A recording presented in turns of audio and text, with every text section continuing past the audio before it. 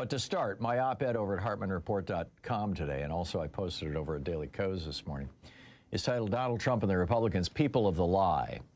Remember this book back in 1986? It was titled People of the Lie. It was by M. Scott Peck. He's a psychiatrist. His most famous book was published before that, a couple of years before that. It was called The Road Less Traveled, takeoff on the old Robert Frost poem. But this is what we saw yesterday with Jack Smith's testimony.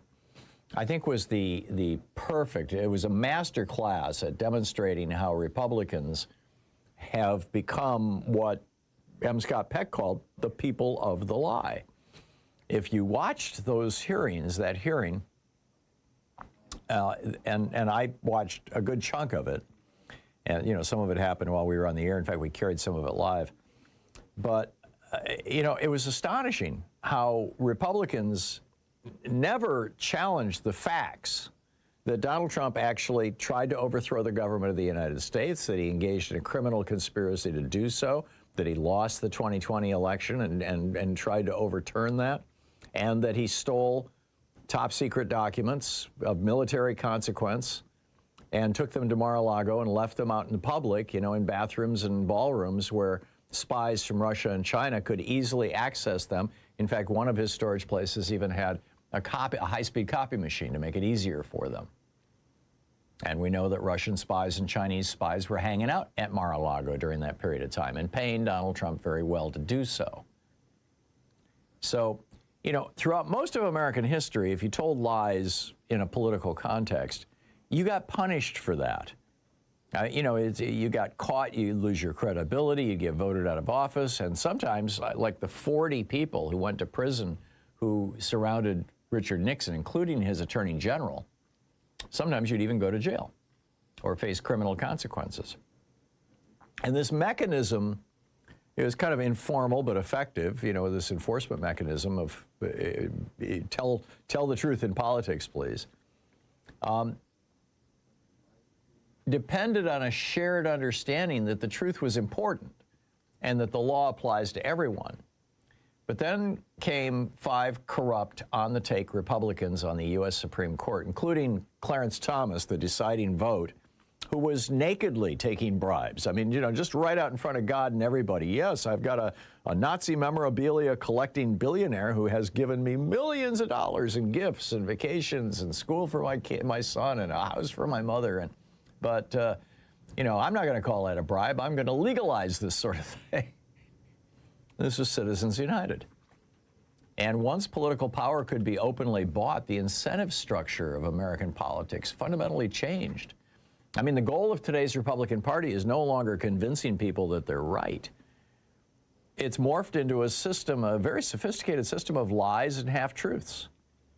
The job of the GOP today is and the right-wing media that follows it, is convincing people not to believe their lying eyes. I mean, check out these are the headlines from right-wing media today, right? This is from,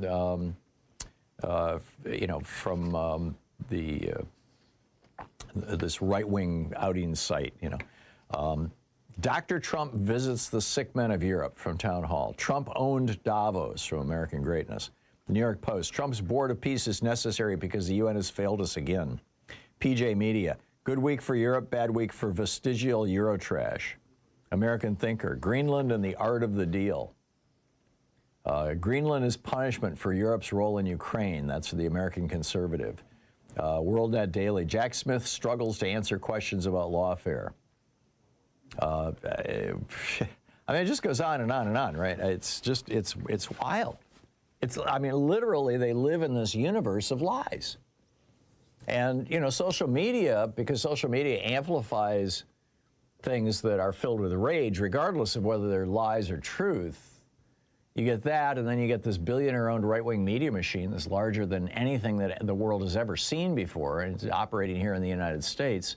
3 television networks, 1,500 radio stations, thousands of podcasters, thousands of websites. The bigger the lie, the more emotionally gripping it is, the faster and farther it travels, the more useful it becomes to Republicans.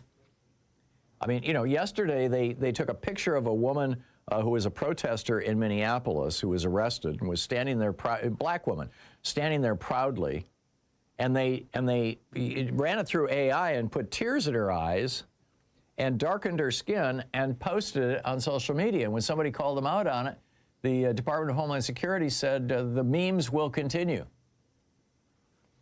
Right? I mean, the Republican Party has become so addicted to lies that they can't even call the Democratic Party by its actual name, Democratic Party. Instead, they call it the Democrat Party. This is, this was Joe McCarthy's advice back in 1956. Never call it the Democratic Party. That sounds too nice. People like democracy. Instead, call it the Democrat Party with an emphasis on the rat. And you'll see it on the Sunday shows this Sunday. These Republicans just pathetically referring to the Democrat Party.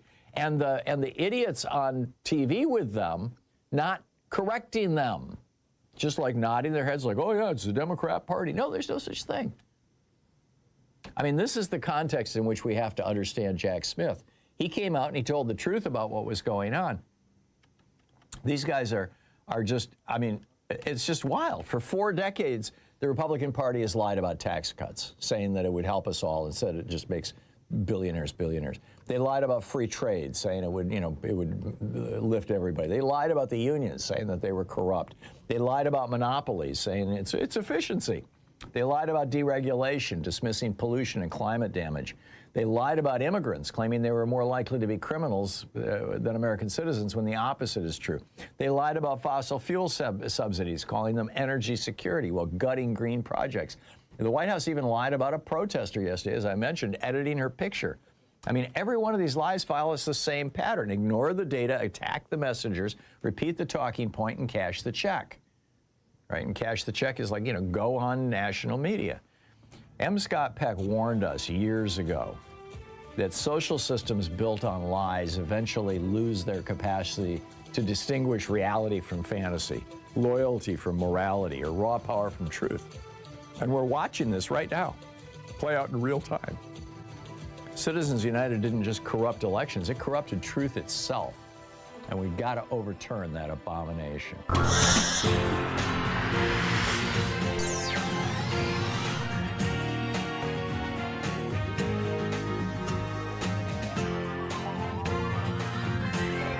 We say fight back!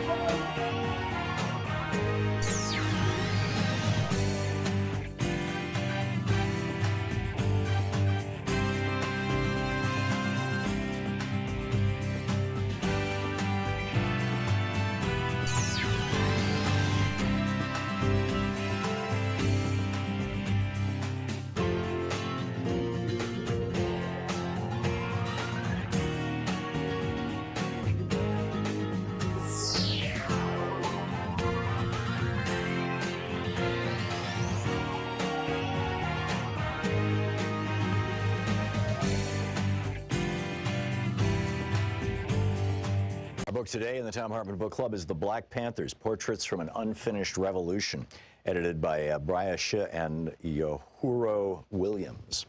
This is from Chapter 1, In Defense of Self-Defense, Pathways to the Black Panther Party. People joined the Black Panther Party for many different reasons.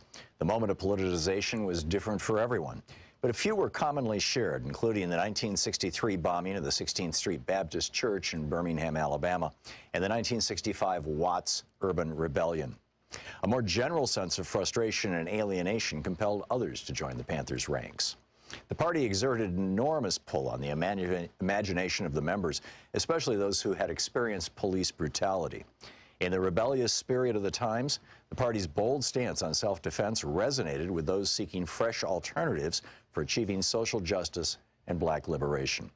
Party members expressed a deep appreciation for other aspects of the Panthers program, including its community service programs, which grew out of a genuine love for the people.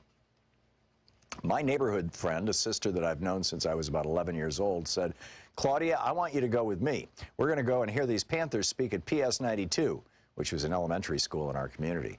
I said, "Okay, I'll go, I'm down."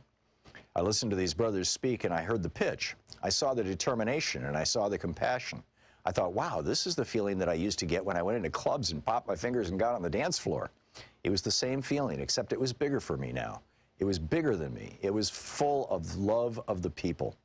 No longer did we have to argue and fight about, what are you looking at me like that for? Or don't step on my sneaker, or this is my block. Now we really had something to fight for. We had a people to fight for. This is bigger than any gang or club. We had a goal. We had something to look forward to, which was the betterment of black people. It was most definitely something that I was searching for, but I didn't yet know what that I was searching. I didn't find it. It fell on me. That was the first meeting. That's what actually started the wheels in my mind for me to become political. I was rank and file. I did a lot of things. The easiest way to say it is just to imagine worker bees. You got one queen, everyone else works. Rank and file. Those were the worker bees. We did it all. The one thing I enjoyed the most was teaching the political education classes on 7th Avenue in front of the Harlem office. That was the most fruitful. But anything I did, it was for the love of the people. Wherever I was sent, or whatever I had to do, it didn't matter anymore because it was for the love of the people. We were trying to get the word out. If I had to sell 125 papers in a day and I got close to that goal, then I did a good job. I was originally from Queens and came out of the Corona branch of the Black Panther Party. When the Panther 21 were arrested and went to jail, in order to keep those offices open and functioning, Panthers were sent all over the city to Harlem. I was one of the Panthers that ended up in the Harlem branch. That's how I got to be there on Wednesday nights to give the PE classes, the political education classes. I was extremely nervous the first time, but once I found my voice, then it went like clockwork. A lot of the people in the community who were just walking by were like, well, let me stop and see what this little girl is talking about, because I was indeed a little girl at that time. We started off every PE class with a 10-point program, and we ended every PE class with, okay, let me hear from you guys. What do you want to see different in your community, and how are you living? Then we would get the feedback, and then we would know how to concentrate our efforts. Rent strikes were crazy, because if you had to live like that, why should you pay rent? We did clothing drives, we did food drives, we did, of course, the breakfast program. There were a lot of other things that happened, and they might have been more meaningful, but those PE classes stayed with me. We were outside on the street in front of the office. When you were giving a class or you were having a talk inside the office and there were only Panthers around you, the feeling was just different than outside on the street. The Panthers knew what you were doing because they were Panthers and they were doing the same thing. Outside, there were constant questions and answers with the people. You had to give yourself up when you were outside in that crowd. You never knew who was going to say, we don't care about that, we don't care about you, you need to go away. There were a lot of people that just did not know where we were coming from and were afraid that if they were seen in the office or if they were seen asking questions, that they'd get reprisals, that they'd end up getting hurt. They were afraid. Things went so fast. Time seems to accelerate when you're always looking over your shoulder. At this time, it was all-out war against the Panthers, and brothers are being shot down in the street or set up or going to jail for years. We have brothers in jail since that time, 40, 41 years. We've had brothers that we've lost on the inside that we can't let the world forget. The government said, okay, we're going to lock them up and throw away the key and no one will ever care. But it's not true. We want them out. We want freedom for all political prisoners. We don't want any more of them to die on the inside. That's the biggest injustice. There were times when our cadre consisted of almost nothing but women, and that was when the brothers were locked up or had to go underground. I remember being on a front line against a policeman on horseback and being 6 months pregnant. What we wanted was a simple street light, and we got the community out there and we blocked traffic. I didn't know whether I was going to be trampled, my baby killed, but I knew I had to be there. I was an active member of the party from 1968 to 1971, and in those few years, I aged 10, 15 years. We didn't have much time to be little girls. We went straight to womanhood. Talking about these things is bringing up all of these feelings, though I hadn't thought about or touched on them for a long time. It seems that as you get older and you look back on the things that you've done in your life, you say, oh my God, I could have gotten killed then. When you're young, fear is not really in your vocabulary, and once you look back, you wonder, why wasn't I afraid? We didn't have much time to be afraid. It was all about survival. The Black Panthers.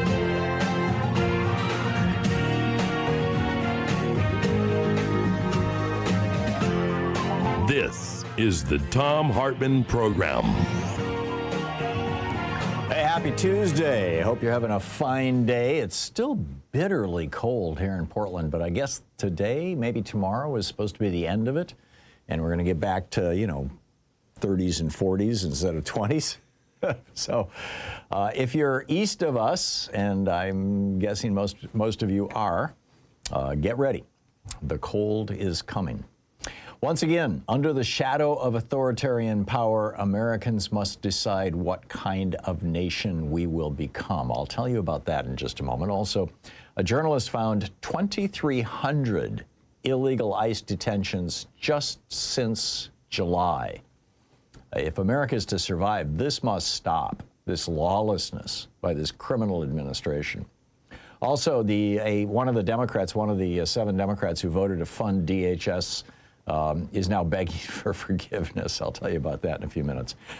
In the second hour of our program, the dollar is crashing as a tense Fed board is set to hold the interest rates. And apparently 3 other countries are joining Mr. Powell. This is going to be interesting, particularly to see how Trump responds to this. Also, Cardinal Tobin.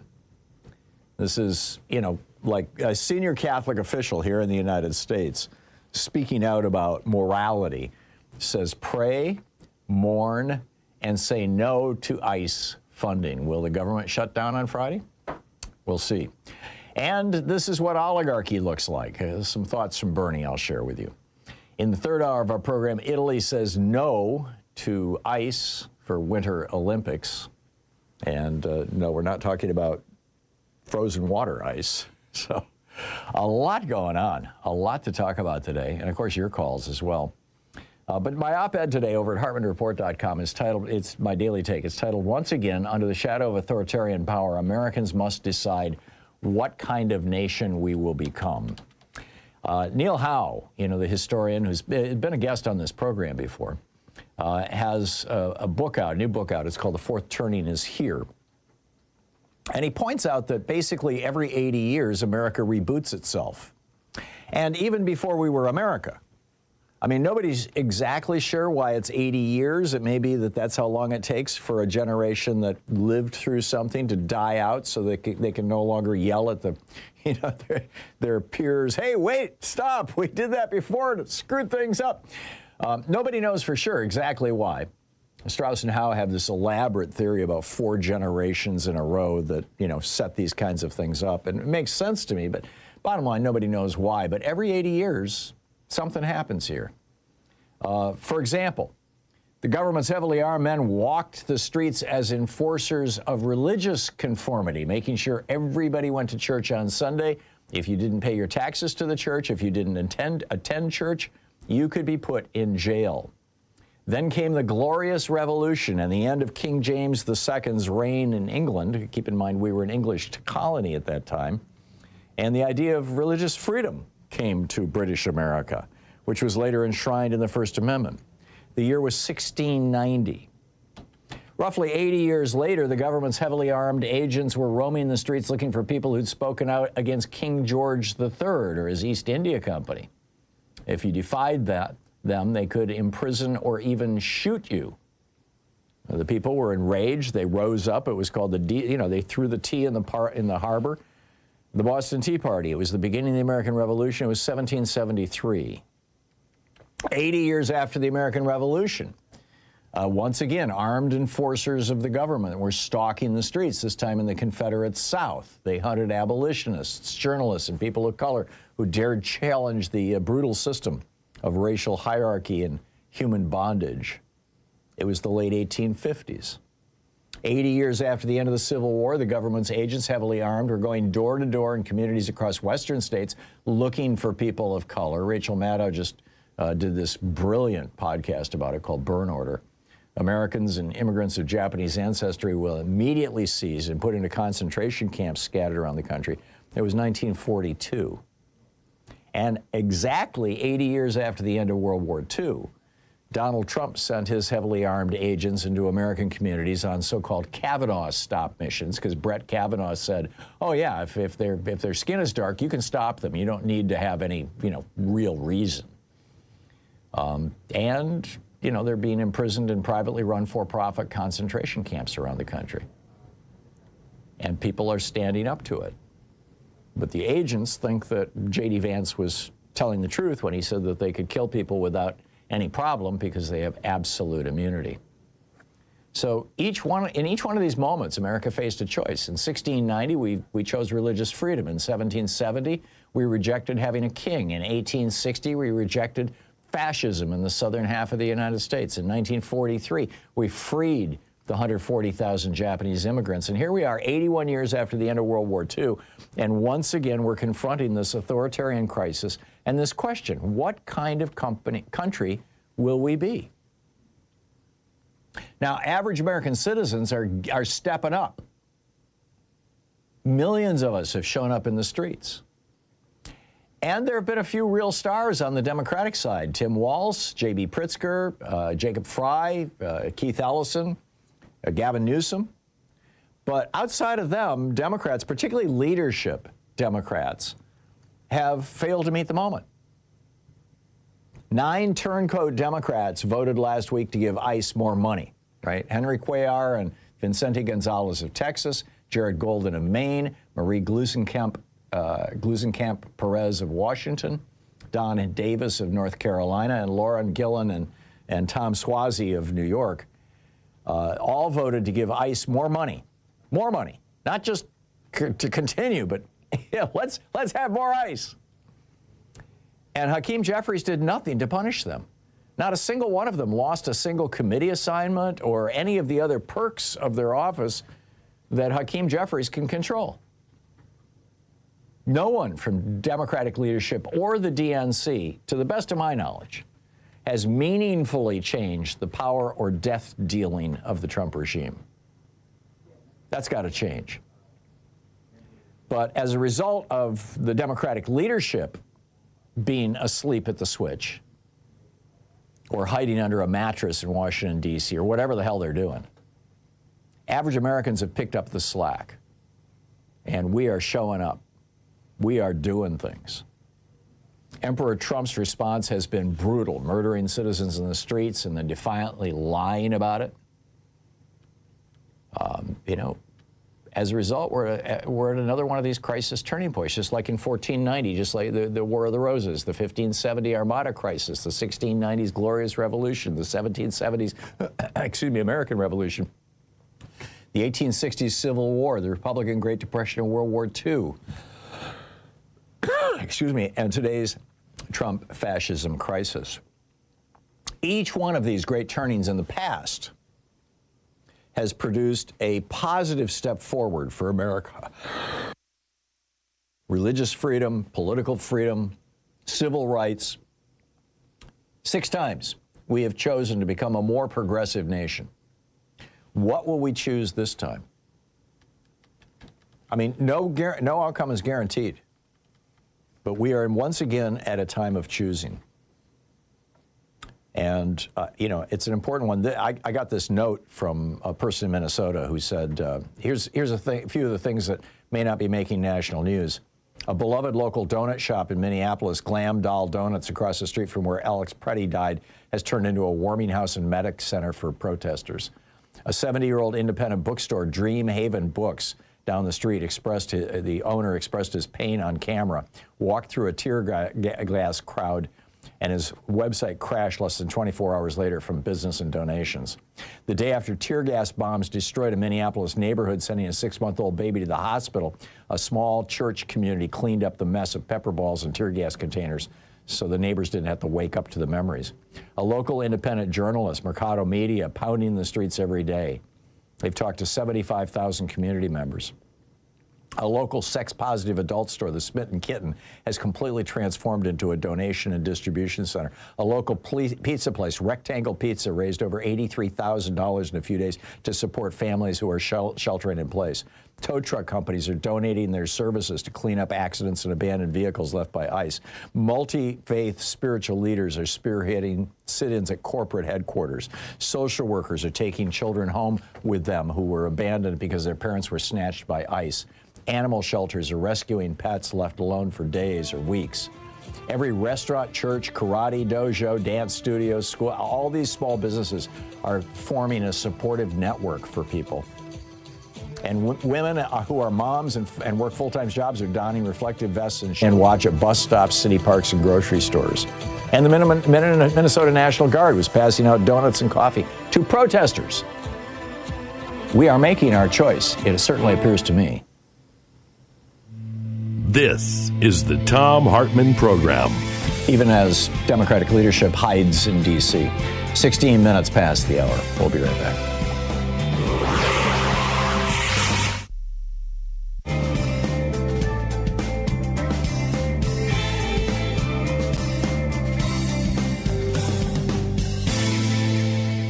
And welcome back. Tom in Marshall, Michigan. Hey, Tom, what's on your mind today? I remember a decade or two ago, maybe longer, there was a journalist you interviewed, and he had written a book about... Tom, I'm having a hard time hearing/understanding you. If you're talking to me on speaker or with Bluetooth or something, can you I'll turn the speaker off. Yeah, thank you very much. Now I can understand you. Okay. 2 or 3 decades ago, you had interviewed a journalist, and he wrote a book with K Street in the title. And he had spent 3 or 4 months with young Republicans in a corporate-owned building there. And he said that the guy he talked to had been chosen by God and said he could sexually assault a 5-year-old, and that would be okay with God because they were the chosen ones. Do you remember the title of that book or anything? I think that's got a lot to do with the attitude of Republicans these days in not releasing the Epstein files. I don't, Tom. I'm sorry. Oh boy, I've Googled it and looked for it, but darn, it was shocking and holy cow. You know, most of my interviews, I don't recall that specific interview. In fact, I think I would remember if somebody said, "Yeah, go ahead and assault a kid," but maybe it's entirely possible. Most of our interviews live on YouTube, for what it's worth.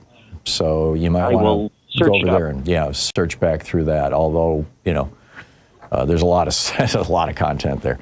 Tom, good luck. Let me know if you find it. Thank you very much. Love your show. Take care. Thank you. Bye now.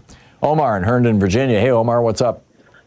Tom, thanks so much for taking my call. That was a weird call. Tom, just for the record, Virginia is blue. We own the governor, attorney general, and all House and the Senate. It's blue, and it's a bulletproof.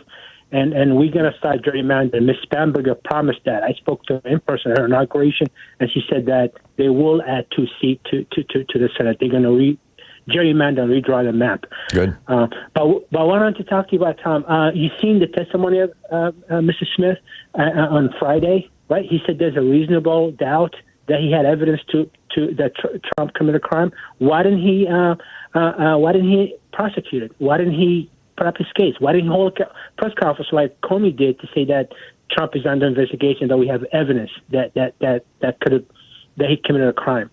Because the Biden administration. Because the Biden administration told him not to do it? The Biden administration told him not to do it? Well, I'm pretty sure, Omar, that what was going on was that both Jack Smith and Merrick Garland and probably Joe Biden were saying, let's not appear political. That's not the American way. Our criminal justice system is supposed to act without favor or malice, and without fear or favor. We're supposed to operate basically on the law rather than on somebody's politics. So let's be careful not to make it look like, we're gloating about going after Trump or that we have some kind of political agenda here. If you find a crime, prosecute the crime, but let's not turn it into a spectacle. My guess is that was the message that was conveyed to Jack Smith, or that he had already internalized, because that's basically how most prosecutors operate. It's only the occasional grandstander with political ambitions, like Rudy Giuliani, back when he was mayor of New York, bragging about, busting my best friend for having cigarette papers. It's just, normally you don't see that kind of thing. Yeah, but then he failed us then. He failed us. All this carnage that we're facing right now. Well, I don't think Jack Smith failed us. I mean, Jack Smith, you could argue he made a strategic mistake by going for Florida to prosecute Trump for stealing the documents, because of the risk of getting Aileen Cannon. But other than that, I think he did everything right. The problem was he was 2 years too late because of Merrick Garland. Thanks, Omar.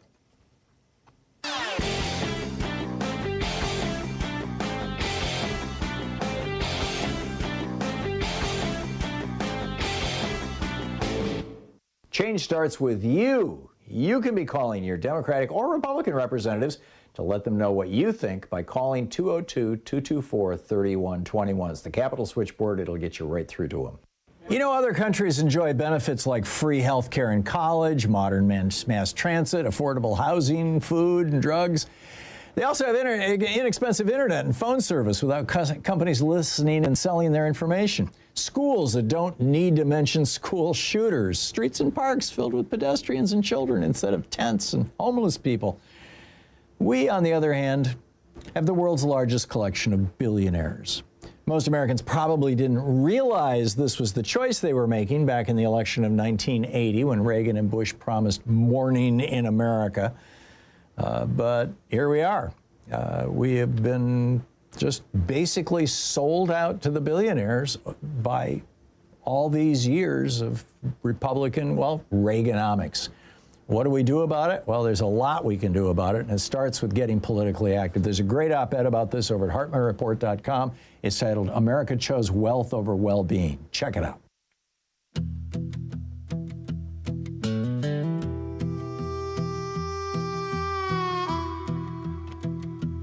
Every 80 years it comes around.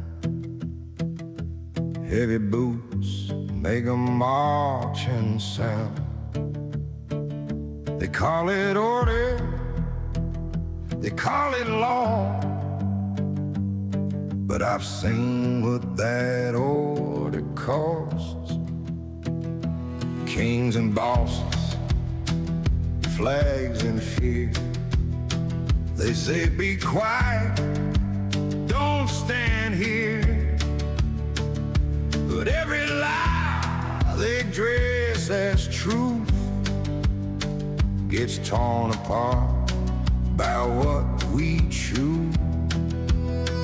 This is the time of choosing now. Stand your ground or take the vow to bow your head and lose your name, or light the fire and face the flame.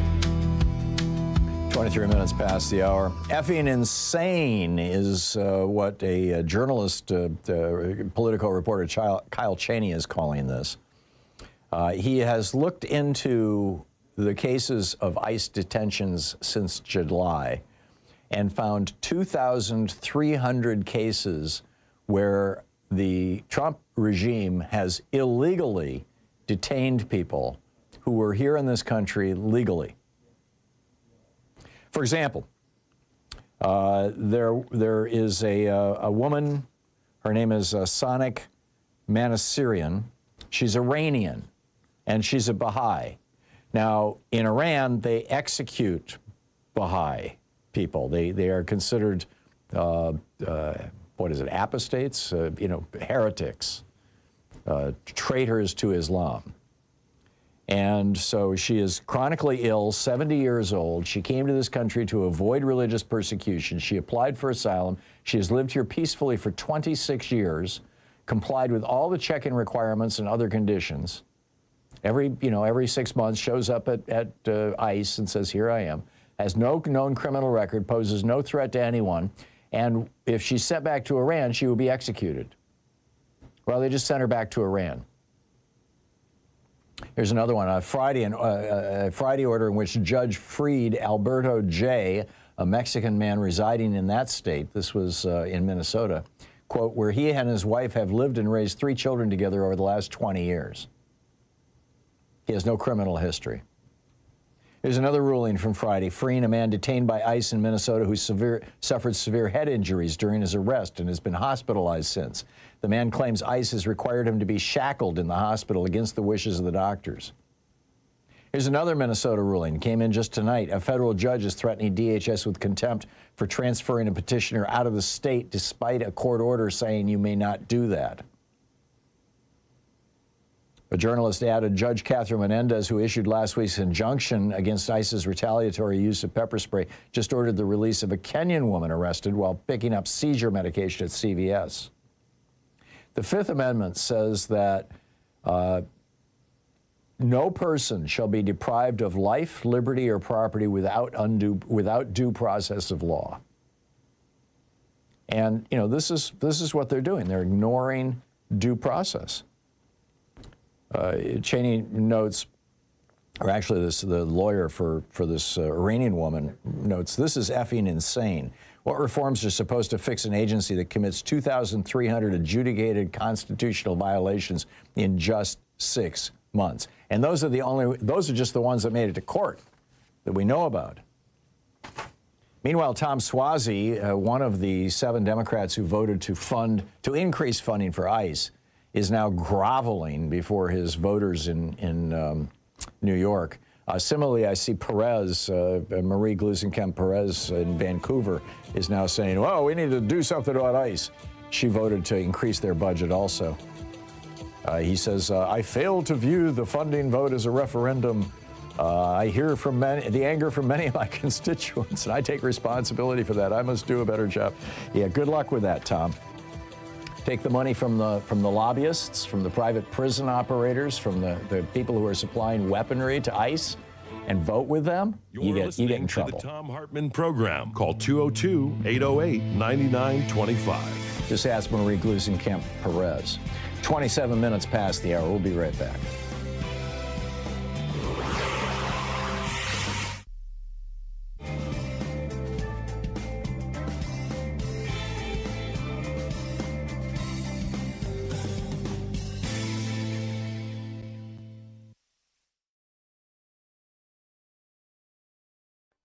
Our book today is Future War, Preparing for the New Global Battlefield by Robert, I believe it's pronounced Latif, L-A-T-I-F-F. This is from the introduction. On a sweltering August day following weeks of heightened tension with Russia over its actions in Ukraine and Syria, and harsh words between the United States and China over actions in the South China Sea, and as workers are preparing to depart the cool of their air-conditioned Manhattan office buildings for the gridlocked highways and subways, several large electric power plants along the East Coast simultaneously experience dramatic overspeed conditions in their large turbine generators. Plant operators are unable to stop the steam turbines, whose automatic control and data systems have been infected by sophisticated computer malware, and they catastrophically tear themselves apart, cutting power to large segments of the population and industries in the Northeast. Building systems shut down, hospitals switch to emergency generators, trains stop running, traffic lights cease operating, and Wall Street trading comes to a halt. At the same time, 1,100 miles to the south, a massive rocket sits fueled and ready to launch a critical national security satellite when an explosive-laden private aircraft flies at low altitude into the Cape Canaveral launch pad area and, despite repeated warnings, slams into the pressurized fuel tank and solid rocket motors, creating an enormous conflagration. Half a world away, elite commandos equipped with the latest high-technology equipment but unidentifiable as a national army attack U.S. and allied interests near areas of disputed territory. Thus are fired the opening shots of a new war. These hypothetical events represent a radically different style of conflict fought with new tools and against new and unfamiliar enemies. When most people think of war, they imagine soldiers doing battle with other soldiers, employing tanks, artillery, and other recognizable weapons. However, in this century, war has morphed into something we can scarcely recognize, and future conflicts will be qualitatively and quantitatively unlike those of the past. It will be fought using innovative and unusual weapons, many of which, because the technologies have both civilian and military uses, will be available to far more people who are far less skilled in their employment. The so-called democratization of technology has diminished the monopoly of advanced countries on the tools of war. 21st century armed conflicts often have no battlefield in the traditional sense. The concept of opposing armies clashing in deadly struggle but moderated by international conventions of behavior seems a thing of the past. In 1999, Chinese colonels Kuo Liang and Wang Shuangshui predicted that soldiers would increasingly be computer hackers, financiers, drug smugglers, and agents of private corporations rather than members of a military, and that their weapons would include not only airplanes, cannons, poison gas bombs, and biochemical agents, but also computer viruses, net browsers, and financial derivative tools. Their predictions were prescient. Yesterday's wars were, like World War II, about saving civilized nations from maniacal dictators. or like the conflicts in Vietnam and Korea, devoted to a clash of ideologies in the attempt to limit the spread of one hegemon over another. They were big affairs involving large military forces and enormous violence. Today's wars are more about cultural and religious hatreds, using violence as a means to change the hearts and minds of people, among whom the killing occurs with more frequency. Tomorrow's wars will be different still, fought largely for political dominance with stealth and cunning, targeting innocents and institutions, heavily dependent on information superiority, and employing strange new weapons. While we have a highly motivated and well-trained and equipped armed forces that will adapt, we are not prepared as a nation to react well to the inevitably messy and ambiguous situations these new conflicts and weapons will present. We still have no clear idea of what constitutes an act of war in cyberspace now, nor of how we might respond to such an act. It is not enough for the military to be prepared. Neither the public nor its decision makers have yet fully comprehended the significance of the changes in the types of conflict and the tools with which they will be fought. Without question, there will be circumstances when decision makers will find it necessary, or at least think it necessary, to send soldiers into classic boots-on-the-ground combat situations. We will continue to project force with our powerful aircraft, our munitions, and our aircraft carrier strike groups. When war is fought in foreign lands, it could well be against other high-tech armies. However, war will increasingly be more personal and often fought closer to home. It will not lend itself to the traditional massive displays of U.S. firepower. It will affect individuals directly, not as some distant conflict we read about in newspapers or watch in the movies or on the internet. Americans will be targeted on U.S. soil, often, as we have seen in San Bernardino and Orlando, by homegrown terrorists. This form of war will be messy and complex, and it will not lend itself to easy, quick, soundbite solutions. It may not even be clear for a while who perpetrated the violence against us. Was it state-sponsored or a random act of terror? Will we unleash massive destruction on foreign countries in retaliation for attacks by terrorists residing on our own soil? If so, to what end and with what consequences? There are always consequences, whether they be the death or capture of our own troops, unnecessary civilian casualties, or the incitement of more violence. The book Future War by Robert Latif.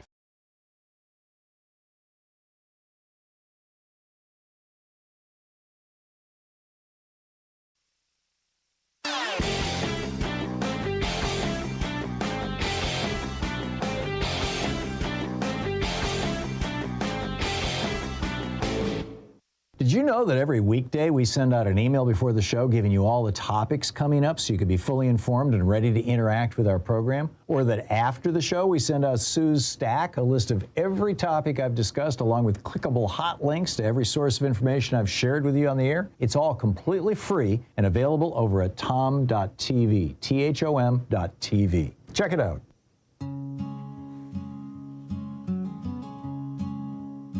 They came with swords, they came with crowns, warlords burning cities down, God on their lips, blood on their hands, drawing borders and stolen lands. The kings declared it's heaven's right, while peasants vanished in the night. Our fathers rose with muskets bold to end the reign of thrones and gold. No kings, no lords, no holy thrones, no tyrants ruling over our bones. Raise your voice, let history know we won't bow to democracy's three deadliest foes. 35 minutes past the hour. Welcome back. Picking up your calls here. Ken in Woodbridge, Virginia. Hey, Ken, what's up? How you doing, Tom? I love your show. I learn something every day. Listen to it. Well, thank you, Ken. My question is, I'm hearing stories of some kind of a sonic weapon that was used by the U.S. government when they took Maduro down in Venezuela. Yeah, I've seen the reports. I also heard a few years back that the Russians were using some kind of sonic weapon against American diplomats around the world. Yep. And I just recently I heard that somebody at the Minneapolis rioting scene up there, where I think where the ICE agents were staying at, somebody used a sonic weapon on the people who were not rioting, but protesting. Were picketing out in front, I believe, out in front of the hotel. I'm not sure exactly where it was, but they were claiming they used. Then now the U.S. government is evidently has figured out how to produce this. I think you can wear it in a backpack, and it produces some kind of sonic waves that just, it just cripples whoever it hits. I was just wondering if you knew anything about it. Well, the first two examples, I've read the press reports, in like major mainstream publications like the New York Times about the belief that a sonic weapon had been used when they captured Maduro. And that, for years, 60 Minutes first broke this story almost 15 years ago, I think, maybe longer.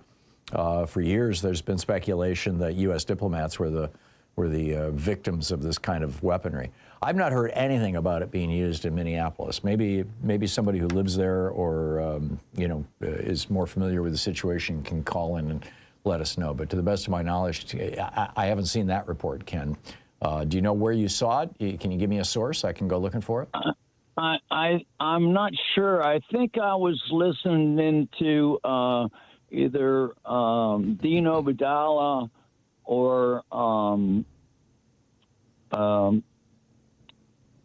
the gentleman who follows after him on Progress Channel. It slips my name right now, but.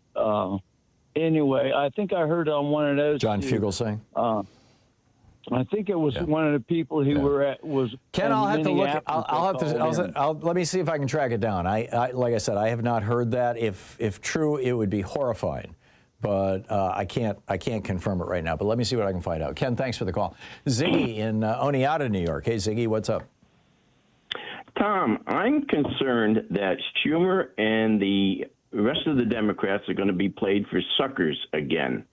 Anything less than no money to ICE will be a defeat, and I'll explain why. Let's say, hypothetically, Trump and the Republicans say to Schumer and them, oh, we'll give you everything you want on ICE. We won't do masks. We'll follow the law, everything like that. Soon as the bill is signed and Trump has the money, he's going to go, ha, suckers. I'm going to do the same thing as I did with the Epstein files. You can pass any law you want. That doesn't mean I'm going to have to do it. Yeah. I get it, Ziggy, and I don't disagree. Did you catch both Bill Clinton and Barack Obama issued statements yesterday that were just complete milquetoast? Oh, gee, we have to get the country back on track. We have to have a little concern and compassion. No, we need to stop ICE. We need to take the word homeland out of the Department of Homeland Security. America is not a homeland. It's a republic. It is not an ethnic homeland for white nationalists. We need to get rid of the word homeland. We need to have Immigration and Customs Enforcement go back to what they were doing before Trump came on the scene, when they would show up in normal clothing in a rational fashion with a legal warrant and say, it's time for you to leave the country. And we'll facilitate that if you'd like, rather than, busting people's windows with batons and tear gassing people and, flashbangs and pepper spray and kicking people's doors in or rappelling off helicopters into buildings in Chicago. This is friggin' insane, Ziggy. It's just nuts. Ziggy, spot on. I agree. Yeah, spot on. Right. I'm with you. Thank you. Lynette in St. Paul, Minnesota. Hey, Lynette, what's up? Oh, hi, Tom. Thanks for taking my call. Sure. I'm really tired of pretend men. That's my new term for these walking around looking tough and just cowards. And I voted Democratic my whole life. I might have voted for an independent Republican years ago in Minnesota, but that's about it. But I did receive a letter from the Minnesota Republican Party a few days ago. They are totally using this whole Minnesota thing as a campaign tool. And on the outside of the envelope, it says, 2026 is the year Republicans take control of Minnesota. And that's the whole goal. Yeah, good luck with that. Yeah, and their gubernatorial candidate just said, "Screw it, we're being destroyed by the national Republicans." Well, yeah, and I received this letter before that, but I don't think they care really. Yeah. I'm not going to read the whole thing, but I'm just going to say, okay, one thing I thought was interesting besides the ridiculousness of this is it says Minnesota has become ground zero in the national fight to expose and end fraud. Finally, it's getting the attention it deserves from Donald Trump and Elon Musk. And the rest of America is finally seeing what we've been dealing with for years under Walz's failed leadership, which is why he is quitting. Yeah. And Elon Musk, did I vote for Elon Musk? Why is he listed here? Yeah, well, beyond that, the whole fraud thing is really interesting. I want to do a deep dive on it in tomorrow's program. But this started in 2010, I believe. The state of Minnesota discovered this fraud, started in the 2010s, teens. And in 2020, the Trump administration gave even more money to this one agency that Minnesota had determined was behaving in a fraudulent fashion. Minnesota tried to prosecute them, and the feds blocked it. I mean, you know, if there's any, you know, promoting the fraud seems to be what Trump was doing, not what Minnesota was doing. And the Walz administration has been trying to prosecute these people for some time. So, and it's not like the Somali community either. I mean, you know, this whole shtick from Trump and from this young YouTube wannabe star is, oh, it's these black Somalis. They're all thieves. You know, it turns out that none of that's true. So anyhow, I'm going to be doing a deep dive on that in tomorrow's program. But I think you're right, Lynette. The only way they're going to take over Minnesota is if the governor does what Trump is demanding, which is to give his voting rolls to the Trump administration so that they can decide who to purge and who not to purge in Minnesota, just like they're doing in red states all over the country right now as we speak. Yeah, I mean, and of course in this letter there's no mention to helping anyone or what they're going to do for me. No. If I switch parties, what are they going to do for me? Well, nothing about that. They'll make sure that if you're a billionaire, you've got a tax cut. If you know, if you're a defense contractor, you sell weaponry, that you have huge contracts. You know, if you're a bank, that you can rip off customers with impunity. But you know, average people, no. The Republican Party hasn't given a rat's ass about average people since Dwight Eisenhower. And can I just add one more thing here? Sure. And then there's a paragraph of, well, there's a lot, but I'm not going to read the whole thing. But this, of course, is what they are going to do for me. They will return common sense to our government. So Minnesota isn't allowing boys and girls sports in bathrooms and ending walls, making our state a trans refuge and an abortion destination. Oh, so God. I guess that's what they're doing for me. Yeah, there you go. They're hating on, well, yeah. We got it. Lynette, thank you. Thanks for sharing that with us. That's a little horrific, but it's good to know. I appreciate the call. It's 44 minutes past the hour and a half. We'll be back with more of your calls in just a minute. It's the Thom Hartmann program, defending America from the weapons of mass deception. I'll be right back with you.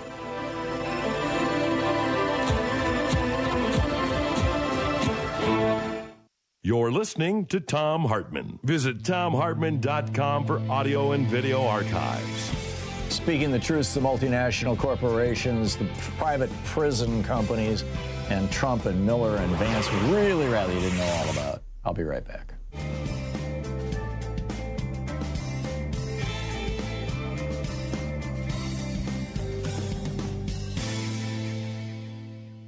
And welcome back. Adam in Dallas, Texas. Hey, Adam, thanks for watching us on YouTube. What's up? Hello. This call is not really for your audience. It's for the few maybe Fox News viewers or spies that listen to your show. Back in, I think, 2002, I had a Republican friend, and we were talking about the U.S. invasion of Afghanistan. And he's a Republican, and he was saying that this invasion was horrible and what they were doing in Afghanistan. And he also said the same about Iraq was horrible, and I asked him why. And he said, because it's just a matter of time before what they're doing over there comes here and just turned on the American people. Yep. And back in the 60s, we had a saying: the war always comes home. It's true. Yeah. So now the tactics that they used in Iraq of like just busting people's homes down and going into homes and like dragging people out without any evidence or just hearsay of someone being a terrorist is happening all over the United States. Yep. And this could have been prevented if people took action back then. But they're so distracted with hedonistic things. In fact, I think more people are talking about the Super Bowl coming up in 2 weeks than they are about, what's going on in Minneapolis. I think one of the first steps, in addition to what you've mentioned, is I think the people of the United States need to come together collectively and say, just like Alcoholics Anonymous, someone steps forward, "Hey, my name is John, and I'm an alcoholic." They admit that they're an alcoholic, and that's the first step. I think, people of the United States need to come forward and say, "Hey, my name's Steve. I'm a hypocrite. My name's, Carl, and I'm a racist." And you might be thinking that people might be thinking this is ridiculous. It can't be done. But in South Africa, it was done. And in fact, in Australia, they have one day out of the year they call Sorry Day. And I didn't know about this until I went down there, and I was like, what is this all about? And it's a day that Australians come together and they collectively apologize to the Aboriginal people that they mistreated in Australia. Yep. And I just could never imagine that. Yeah, Canada has something similar to that. I'm not sure if they have a National Day of Remembrance, but they renamed the Northern Territories, split it into two parts. One part has Indigenous governance. I mean, Canada's gone a long way toward trying to repair things with their Native people, with their Indigenous people. Right. And just on your previous caller, Omar, he was talking about, he's kind of ranting about why didn't Merrick Garland do this or Biden prosecute Trump. But I think that we still have unhealed wounds from the Bush administration. And my question is why didn't Obama why didn't his administration go after Bush? Yeah, for lying us into a war, you mean? Yeah. And for overseeing black sites and torture and murder, extrajudicial murders and things like that. I'm with you, Adam. I am sick and tired of Republican presidents having no accountability. Why does nobody point out that even the New York Times reported that Ronald Reagan screwed Jimmy Carter by cutting a deal with the Ayatollahs, or Richard Nixon cut a deal with the Vietnamese to screw LBJ and Hubert Humphrey? Thank you, Adam.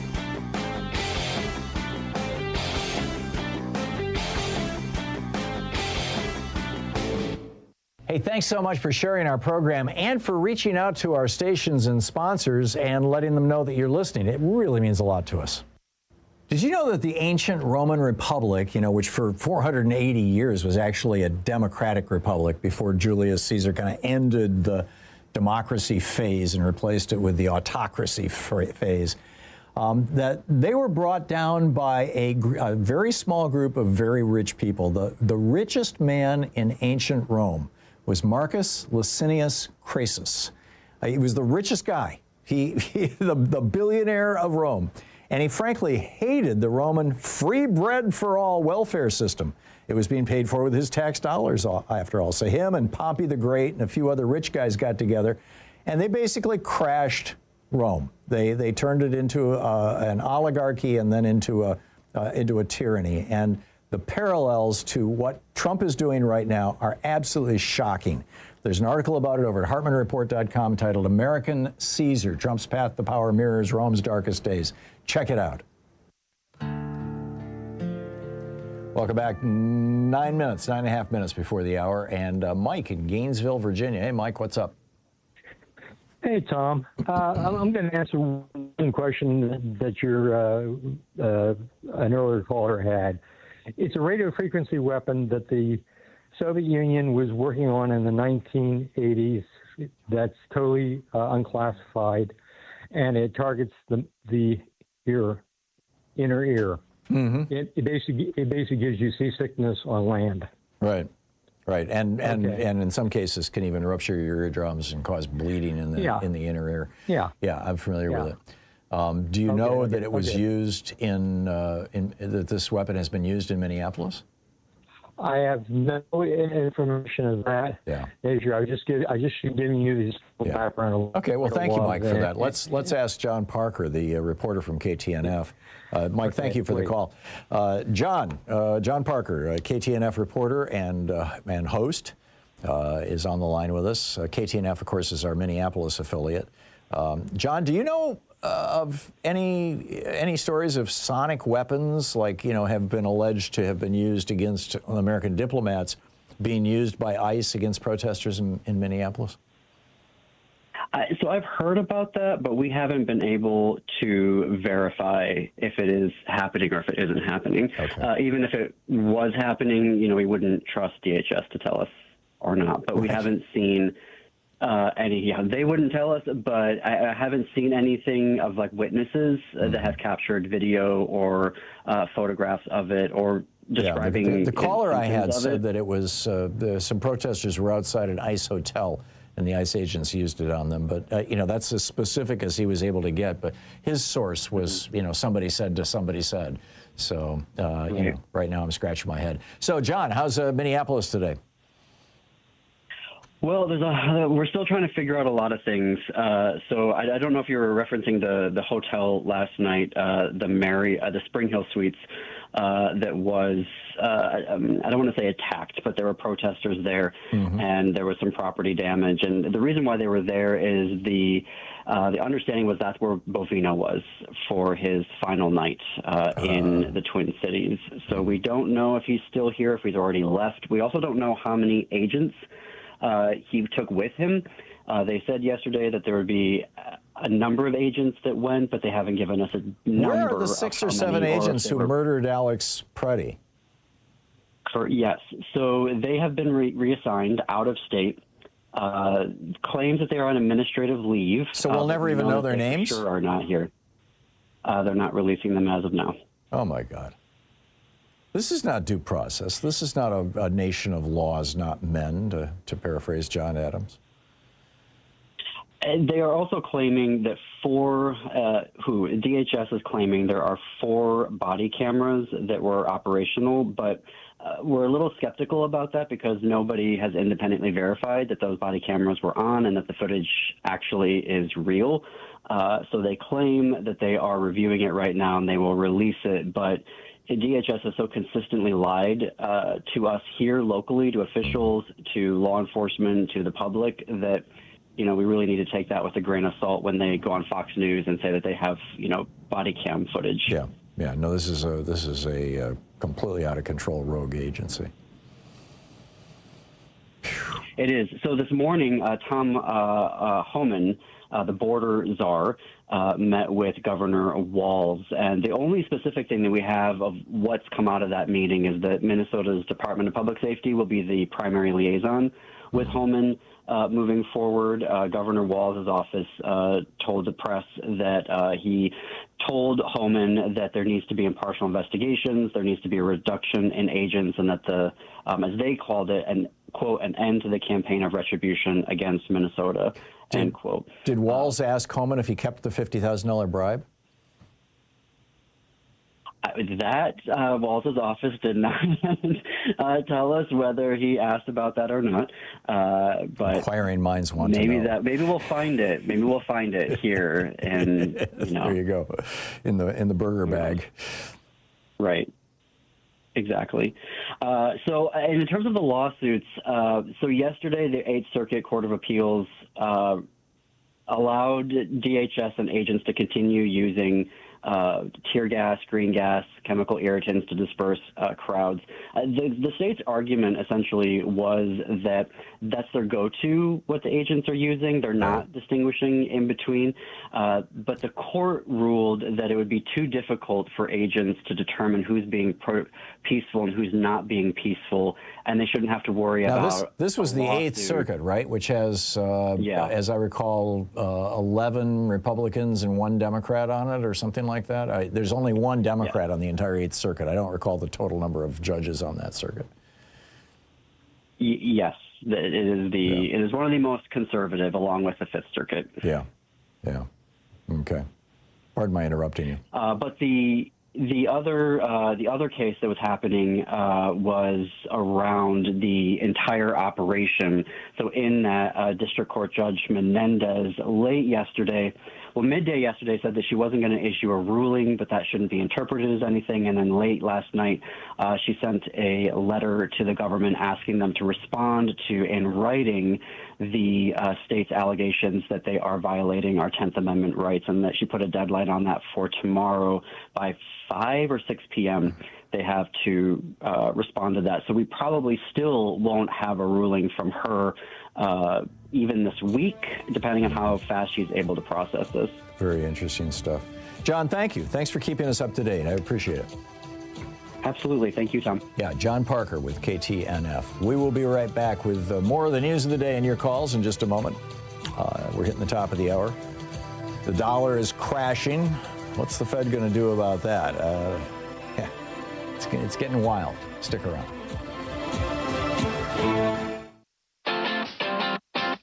You're listening to Thom Hartmann.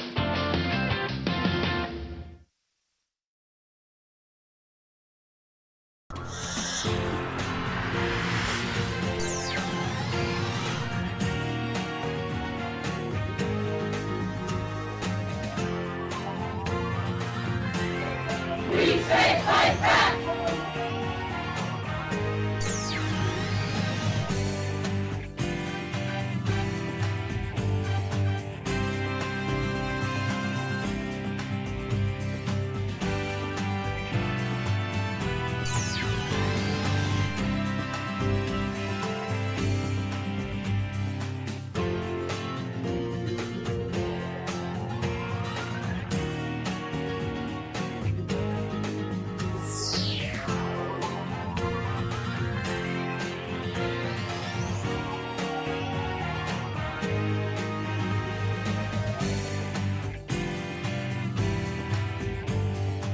Our book today in the Thom Hartmann Book Club is The Age of Illusions, How America Squandered Its Cold War Victory by Andrew Bacevich. This is from the introduction. Without the Cold War, what's the point of being an American? Henry Rabbit Angstrom, novelist John Updike's late 20th century everyman, posed that question just as the long twilight struggle was winding down. More than a quarter of a century later, Rabbit's plaintive query still awaits a definitive answer. Indeed, the passage of time has only sown confusion about whether there is a point to being an American. Even as the Cold War was ending, Updike's surrogate was not alone in feeling at a loss. By the 1980s, the Cold War had become more than a mere situation or circumstance. It was a state of mind. As had Rabbit, most Americans had come to take its existence for granted. Like the polar ice cap or baseball's status as the national pastime, it had acquired an appearance of permanence, so its passing caught Rabbit's fellow citizens unawares. Those charged with managing the Cold War were, if anything, even more surprised. The enterprise to which they had devoted their professional lives had suddenly vanished. Here was a contingency that the sprawling U.S. national security apparatus, itself a product of the anti-communist crusade, had failed to anticipate. At one level, of course, the surprise could not have been more gratifying. In the epic competition against pitting West against East, the God-fearing against the godless, and democracy against totalitarianism, our side had won. All-out nuclear war had been averted. The cause of freedom, which Americans felt certain they themselves embodied, had prevailed. Victory was decisive, sweeping, and unequivocal. In another sense, however, the passing of the Cold War could not have been more disorienting.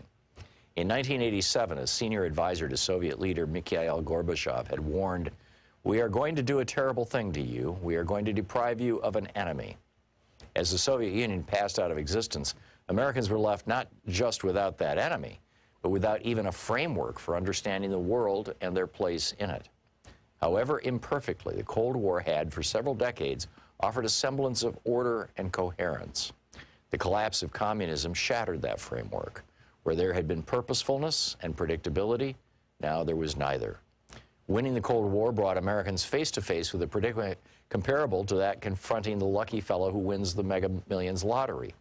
Hidden within an apparent windfall is the potential for monumental disaster. Putting that windfall to good use while avoiding the pitfalls inherent in suddenly acquiring riches calls for prudence and self-awareness.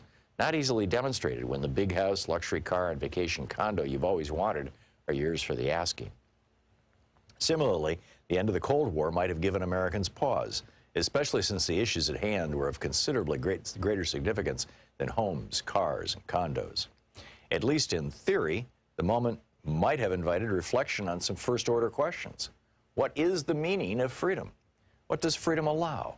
What obligations does it impose? Whom or what does it exclude?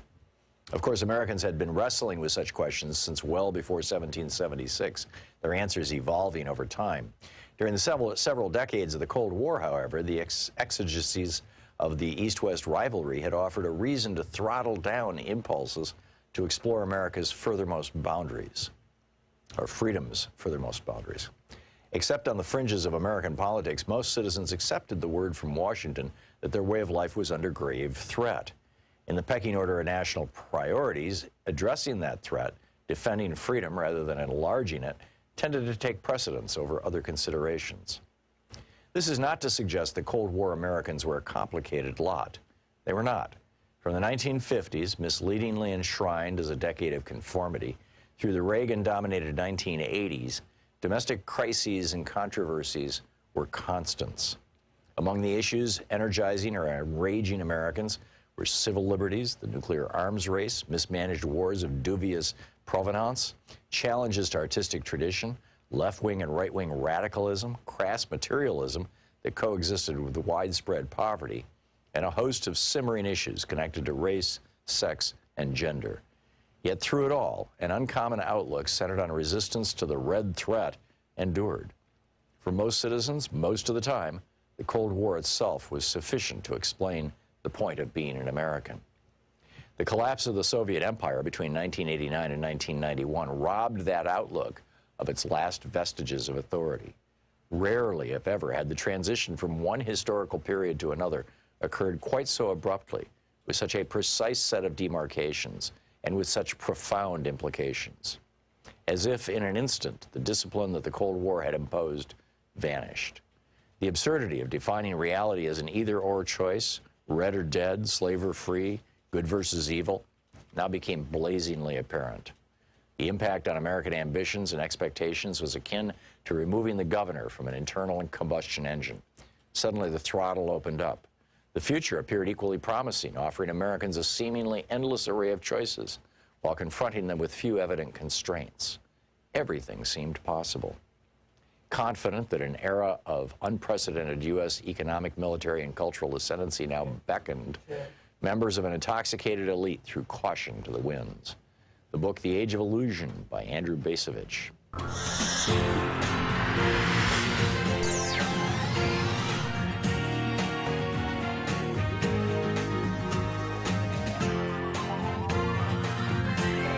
We say fight back!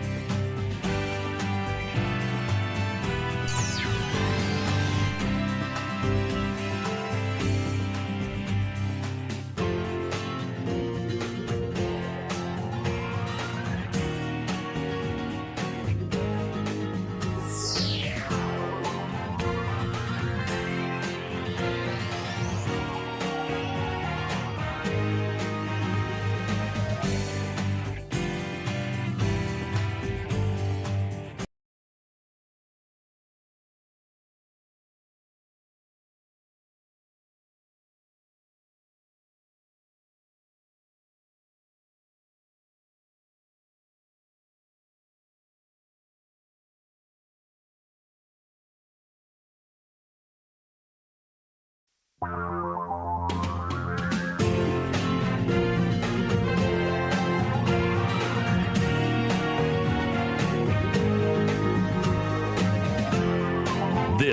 is the Thom Hartmann Program. Welcome to the second hour, of our program. The dollar is crashing. I don't know if you've noticed, gold is over $5,000 an ounce. You know, I remember when we started this program 24 years ago, we actually had an advertiser that was selling gold at that time, which is why I was paying attention to it. In fact, I bought some,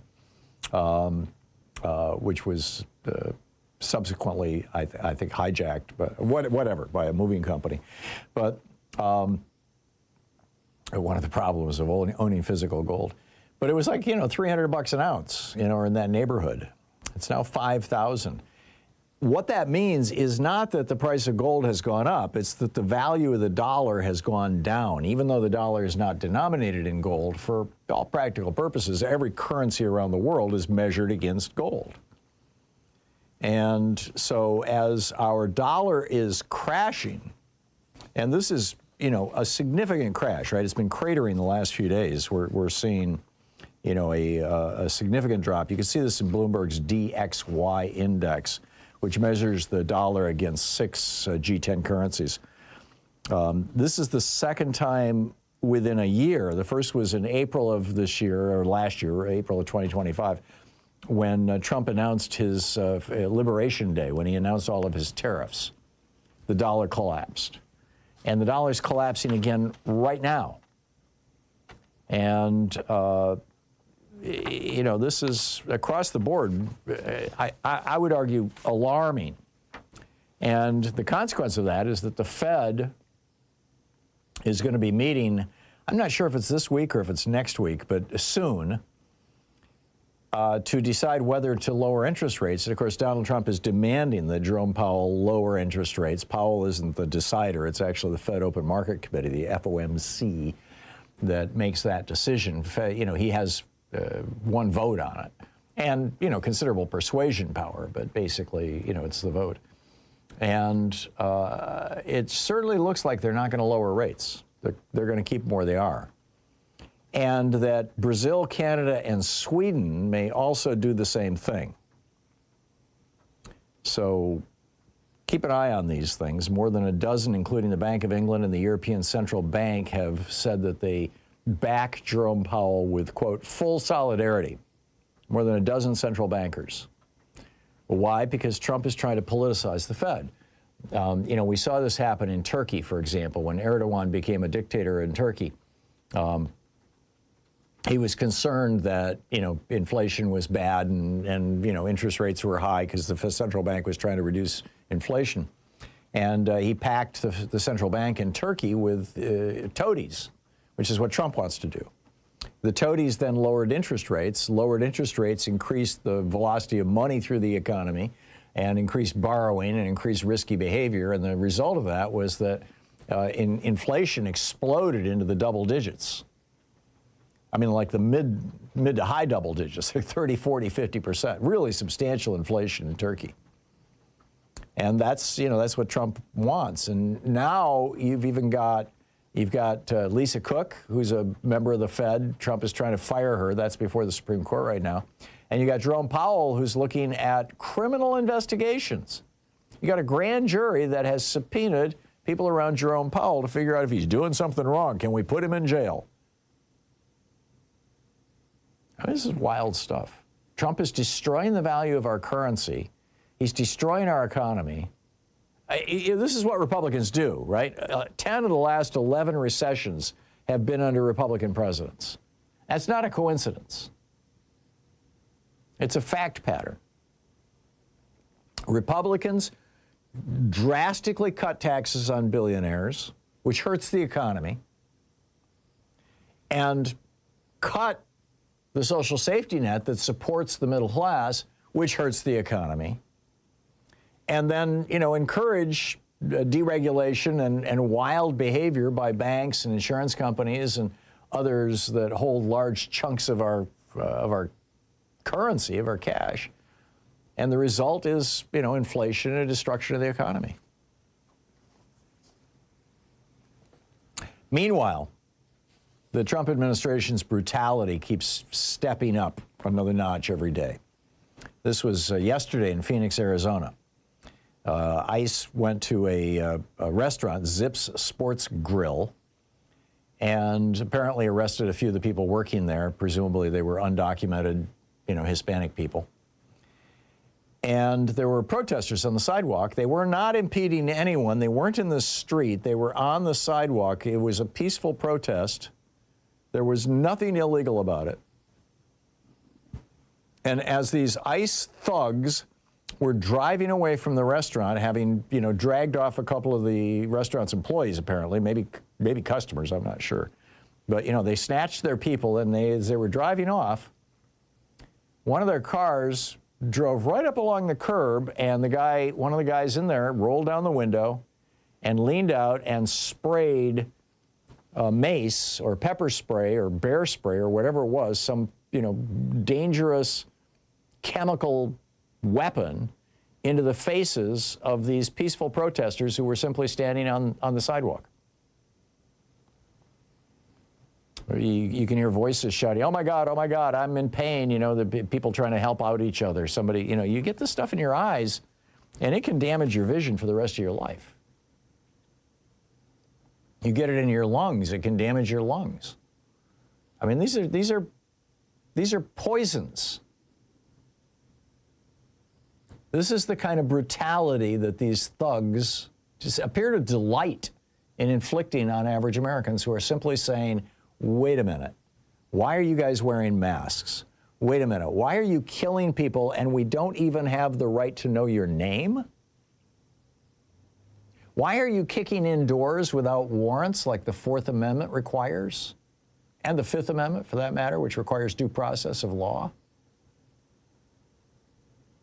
I mean, these are reasonable questions. These are not just questions being asked by Democrats. They're being asked by Republicans as well. Cardinal Joseph Tobin of Newark, right, one of the top Catholic officials in the United States, on last night delivered an interfaith prayer service. It was hosted by Faith in Action.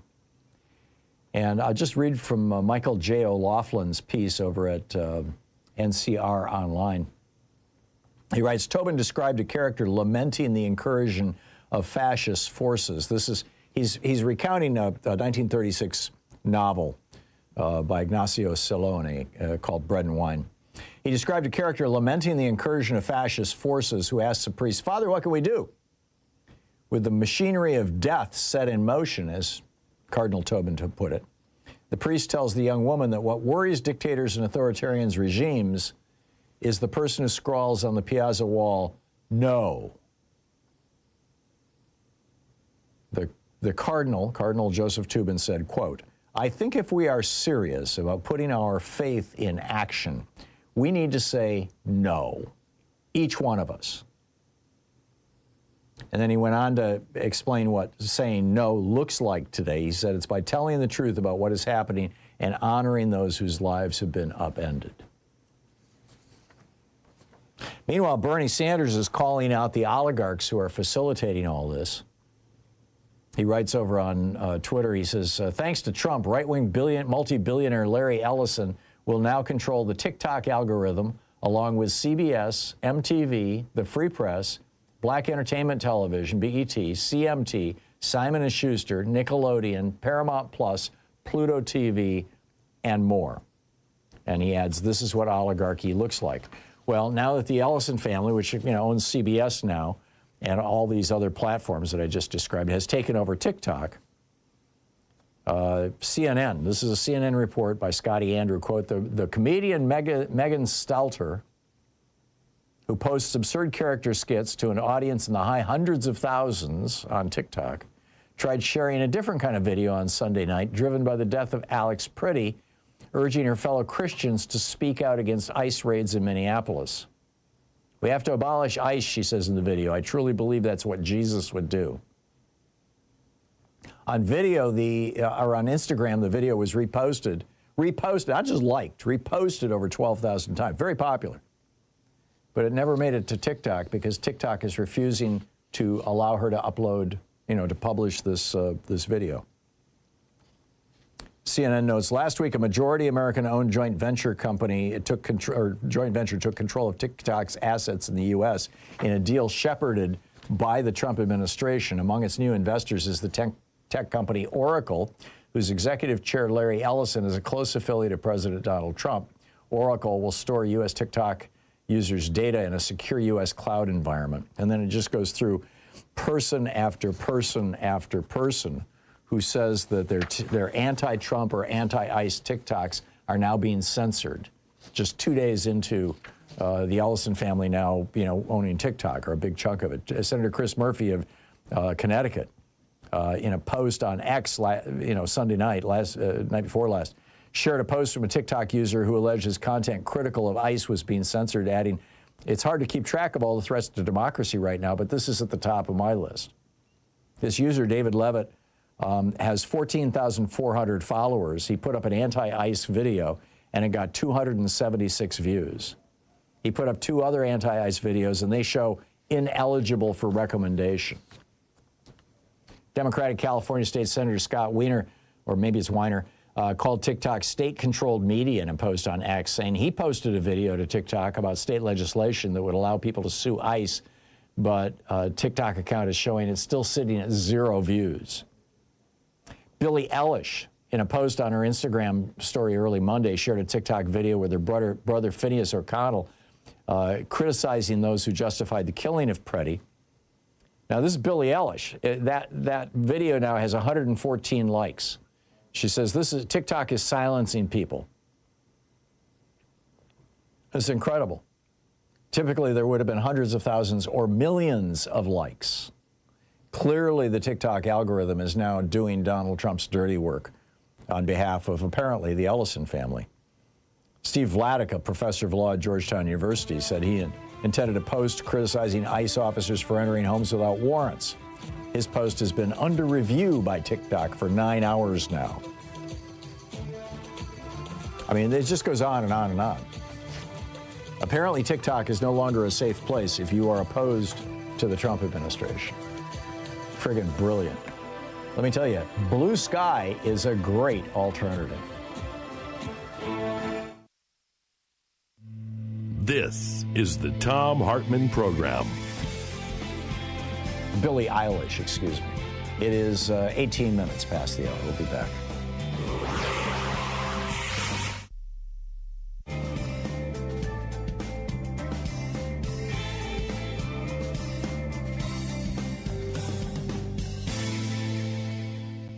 And welcome back, Jessica in Chicago. Hey, Jessica, what's up? Hi, Tom. Hey. Thank you for keeping us informed all the time. And I just want to say, I'm sorry, caught me off guard a minute. The caller, Adam, some good news. NBA players are speaking up against the murders. Steve Kerr and Charles Barkley put out good statements. Wow. And so right now, ICE has 22 ICE agents employed. And Tom, the seven the ICE squad, the murdering ICE squad, the 7-person was immediately flown out of Minneapolis to another city. And the last I heard, it was on MSNBC. They're still working, no discipline, no reprimand at all. ICE didn't want that murdering squad identified, so they couldn't be questioned by the state police. Also, Tom, that was when ICE stole Alex's body and his cell phone. The parents deserve those back. Mm-hmm. And especially since he was using his cell phone to film the police. Right, but I'm sure there's family photos. They deserve that back. And ICE tear gas used right now, the green tear gas, is illegal in other countries because it's so dangerous. Yep. The Geneva Convention outlawed that for wars. Yeah, it can cause organ damage and cancer. Yes. And Tom, my daughter works at a hospital right now. The Nurses Association is asking, in honor of Alex Prete, that everyone needs to call all senators, all the senators and tell them not to fund Homeland Security at all. Yeah. The big, beautiful bill gave ICE $75 billion. Also, $170 billion is the total amount the Department of Homeland Security has in 2025 legislative package this year. And then, Tom, the hypocrisy is insane. ICE's incentive package to join, $60,000 student loan repayment for those ICE agents joining. Right. Not to mention the $50,000 just a bonus for joining. Yeah, Republicans are totally opposed to student loan forgiveness unless you're willing to go out and kill protesters. And maybe there aren't too many of college. I don't know. Yeah, I shouldn't say that. Well, I also hope, it might be a scam because they they say that they will not pay your student Yeah. loans down until you've been with them for 5 years, and 5 years from now, God only knows what the rules will be. I'm saying there aren't that many Republicans that are, but I shouldn't say that. I Well, hope it's there true. are college educated. Democrats are more likely to be college educated than Republicans. That's a fact. Yeah, 60,000 though. Nice, Yeah. nice Yeah. repayment. So I'm upset over everything, and I go all over the place. So I'm sorry, but most important thing, everyone call a couple senators. Yes. All week. Yep. Each one of us has 2 senators, unless we Thank live you. in D.C. Or Puerto Rico, and we need to be calm. Yeah. I called all those 7 traitors, the Democratic 7 traitors that voted against it, and I gave them an earful, and the people answering were on my side. I was amazed. Oh, I'm sure. Yeah. They figured out. They screwed up. Jessica, thank you. We'll be right back.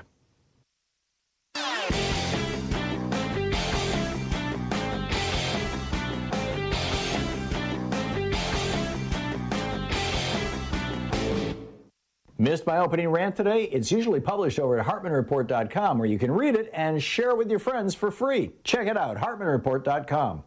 Human beings have a couple of unique characteristics. The first is that we can be very tender and loving and concerned and caring toward people we perceive as being our group, us.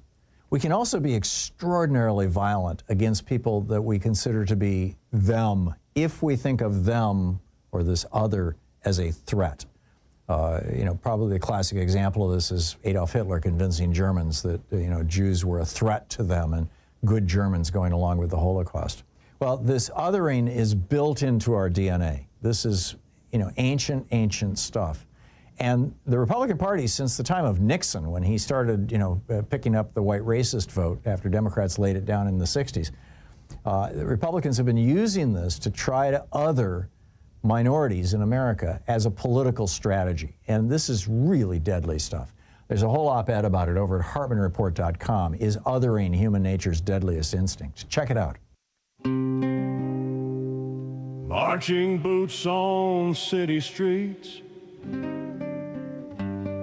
paper laws beneath his feet. Every voice that dares to sing falls silent in the shadow of a crown. It's good to be king if the people kneel, if the truth is buried, if the courts won't feel. It's good to be king, but the throne's built on sand, and the people must rise if this dream's to stand. 25 minutes past the hour. Welcome back. Hakeem Jeffries is on MSNBC right now saying that he and the Democrats in the House are going to attempt to impeach Kristi Noem if Donald Trump doesn't fire her. Trump just left the White House to go to Iowa, where he's going to give a campaign speech. He's desperately trying to revive the fortunes of the GOP, of the Republican Party. And I think he's hurting himself. I think he's shooting himself in the foot. But hopefully the Republicans won't take my advice. Keep sending him out, because all he does is piss people off. He's getting more and more disgusting, more and more belligerent, more and more incoherent every single day. And, you know, this so-called shakeup at ICE is not going to make any difference at all. And, you know, again, you know, impeaching Kristi Noem. Here's the person who has lied to the American people repeatedly. She lied to us about the assassination of Renee Good. She lied to us about the assassination of Alex Preddy. She has lied to us repeatedly about what ICE is doing, about the kind of people that they're arresting, about the kind of conduct that they're engaging in. This is a woman who gleefully murdered her dog, shot her dog in the face, her puppy, because it was too much trouble to train it. I mean, we're talking full-blown psychopath here, and she's running, you know, our nation's police forces and intelligence services. This is just absolutely wrong, and Hakeem Jeffries is coming out and saying that. It's nice to see him, you know, standing up on his hind legs and speaking out. It'll be interesting to see if he can actually whip his caucus into action, and if he can get a half a dozen Republicans to go along with him. I'm not sure right now it'll take even that many, but this could get real interesting. Of course, then the conviction goes to the Senate. And are there going to be Republicans in the Senate who are going to stand up? So far, they're all wimping out. Stick around. We'll be right back with your calls. You're listening to the Thom Hartmann Program. Call 202-808-9925. Back with your calls in just a minute. Stay tuned.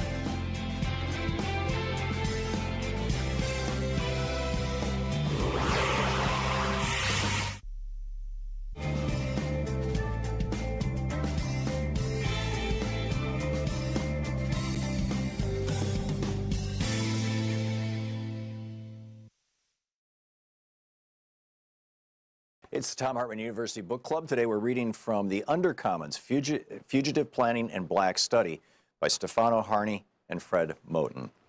This is from the introduction. It starts with love, exchange, fellowship. It ends as it begins, in motion, in between various modes of being and belonging, and on the way to new economies of giving, taking, being with and for. And it ends with a ride in a Buick Skylark on a way to another place altogether. Surprising, perhaps, after we have engaged dispossession, debt, dislocation, and violence, but not surprising when you have understood that the projects of fugitive planning and black study are mostly about reaching out to find connection.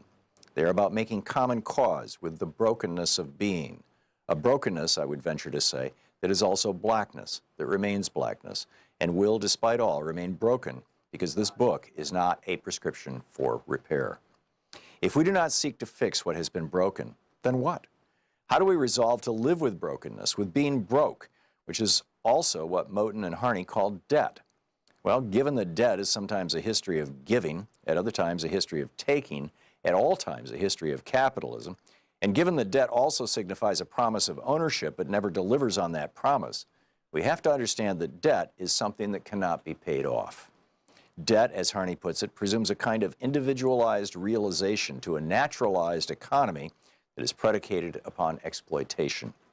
Can we have, he asks, another sense of what is owed that does not presume a nexus of activities like recognition and acknowledgement, payment and gratitude?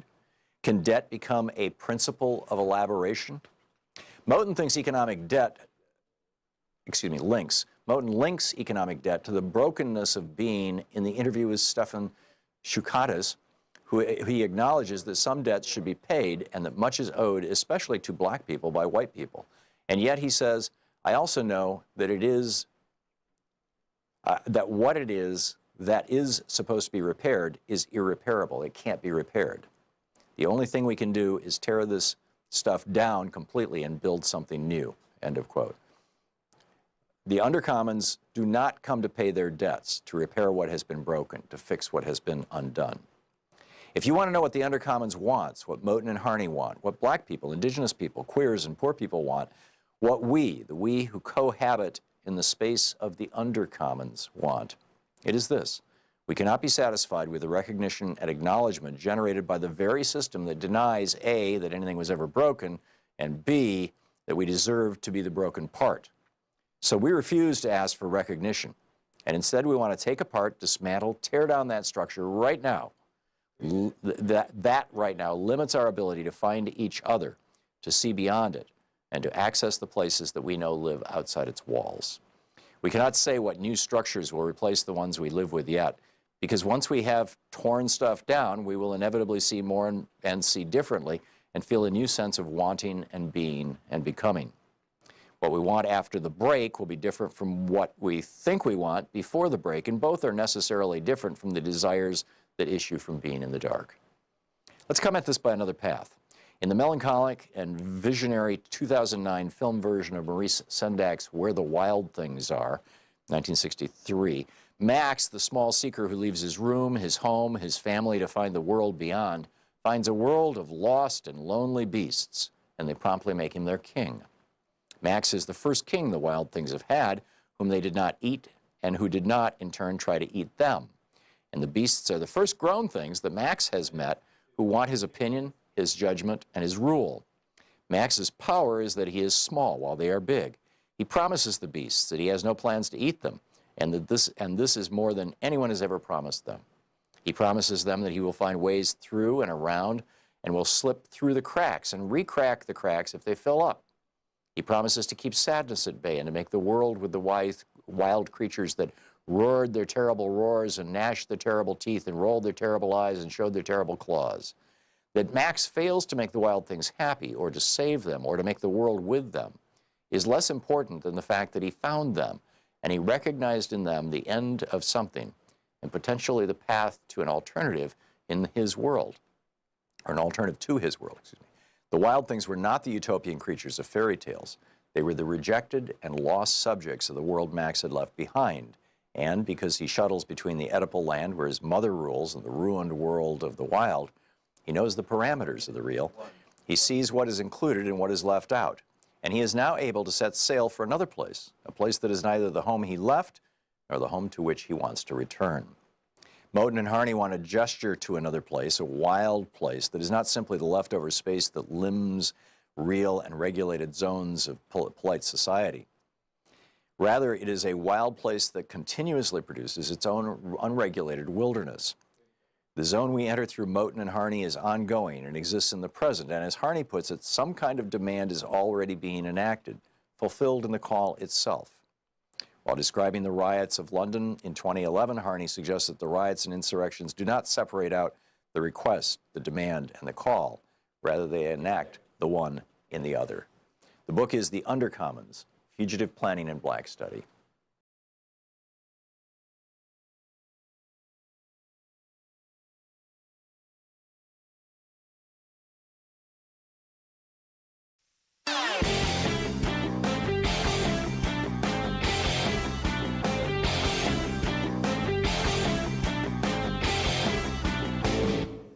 Share the Thom Hartmann program with your friends. Our podcast, The Hartmann Report, is absolutely free and available wherever fine podcasts are available. And the entire 3-hour podcast is available over at thomhartmann.com.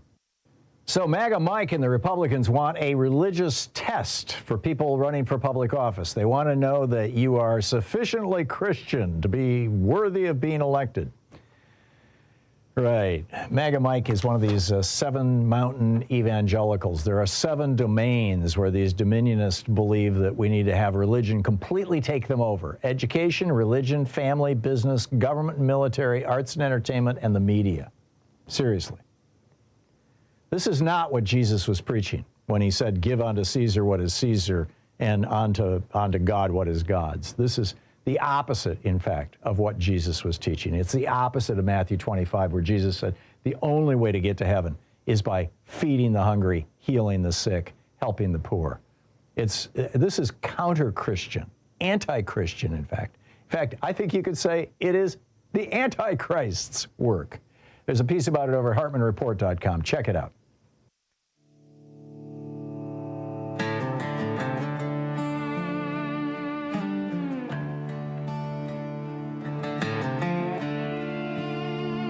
She wasn't loud, she wasn't armed, just a soul with a beating heart. But some men see a shadow and forget what mercy's for. A flash of fear, a practiced lie, another name the news will try to fold into the silence we've all been dying toward. was a shot they never had to take, but they took it just the same. Left her name on the concrete, then buried it in blame. They said order, they said threat, but there's blood on that mistake. It was the shot they never had to take. 36 minutes past the hour. Welcome back. Picking up your calls here. Michael in Bronx, New York. Hey, Michael, what's up? Hey, Tom. I had to call in given the latest shooting of ICE and the BS from Trump and company saying, all right, we're going to fix things up. We're sending Thom Hartmann in to Minneapolis. People don't believe for a moment that's going to change anything for the better. In fact, I will say it will make things worse simply because Hartmann was one of those many MAGA people that kept repeating the doggone lies that followed the shooting of Renee Good, and now this latest shooting of this gentleman. I'm so upset. I'm sorry I forgot his name. Yeah. But nonetheless, you're going to jump. Alex Preddy? Yeah. Thank you. Alex Preddy, you're already firing out the BS lines of saying it was self-defense this, it was self-defense that, without even looking at the damn videos, okay? So let's get one thing straight here. And I really wish people would stop saying these federal agents, ICE agents, and all that stuff. You have no proof that these people are law enforcement because they're masked up. There's no badge number. There's no name or nothing but just fake-ass police patches and all that stuff. Right. That don't mean a thing because we have had law enforcement impersonators doing the same thing and going into committing criminal acts, which includes raping women. Yeah. Now, let me go a bit further. With this. Until these people prove that these are law enforcement agents, don't believe that for a minute. And I'm wondering, Tom, now you and I have met when you visited New York City before, all right? You remember? Mm-hmm. Okay. I don't know if you have noticed that here in New York City, we have, and it was installed by the NYPD, surveillance cameras throughout the city, Manhattan, the Bronx has it, Queens, Brooklyn, and so forth, in the highly populated areas to make sure people are safe and to detect any crime that goes on. Okay. I'm wondering if Minneapolis has something like that, or in Chicago, or so forth, because just as much as Trump knowing Todd Blanche, who I absolutely exploded at from watching Meet the Press this past Sunday with his bogus lies and him and clearly upsetting the moderator, Kristen Walker. Mm-hmm. The thing is that they want to cover up all these videos, especially those that are shot by the protesters that are on the street trying to snatch their cell phones and destroy them and all that stuff.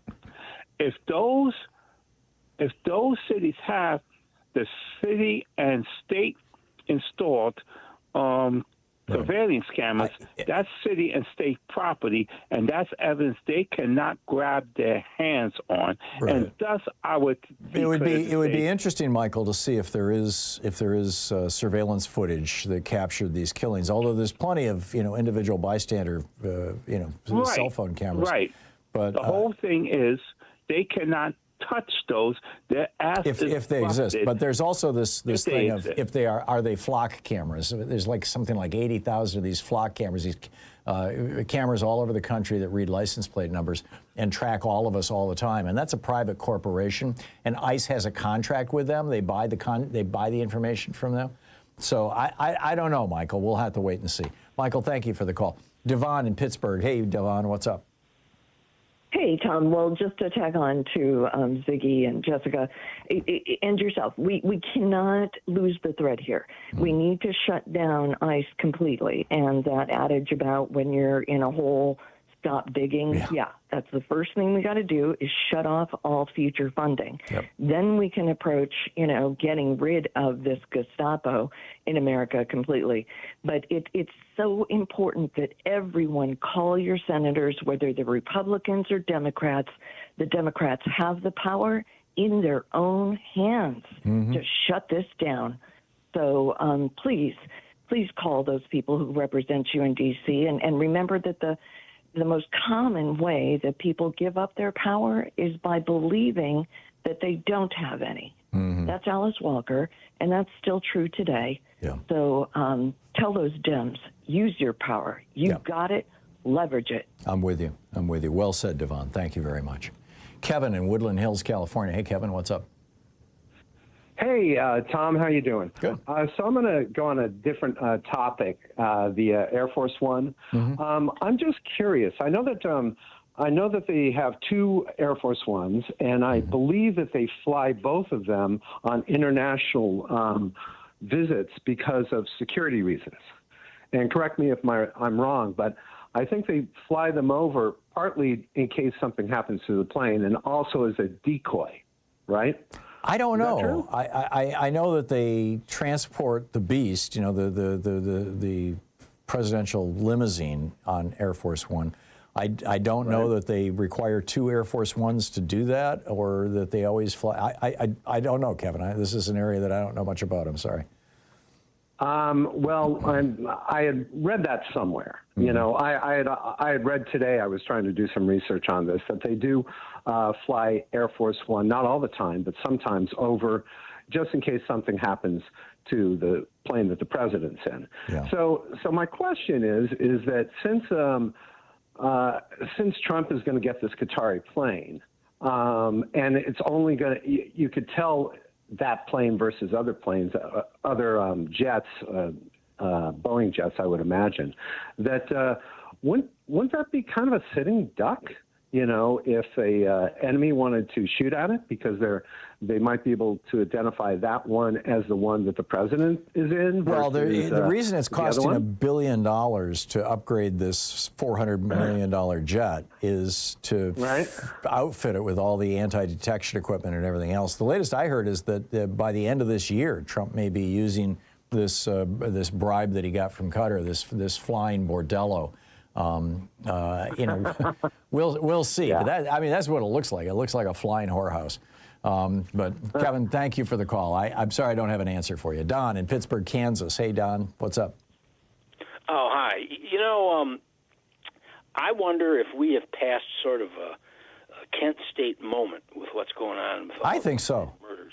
I think so. Because if you were alive then, the country changed. Oh, yeah. It took a while for people to realize it, but, it looks too much like Uganda or the Philippines or something when people, the pictures of the 9 guys standing in a semicircle firing at the second guy's body, that's powerful stuff. Yeah.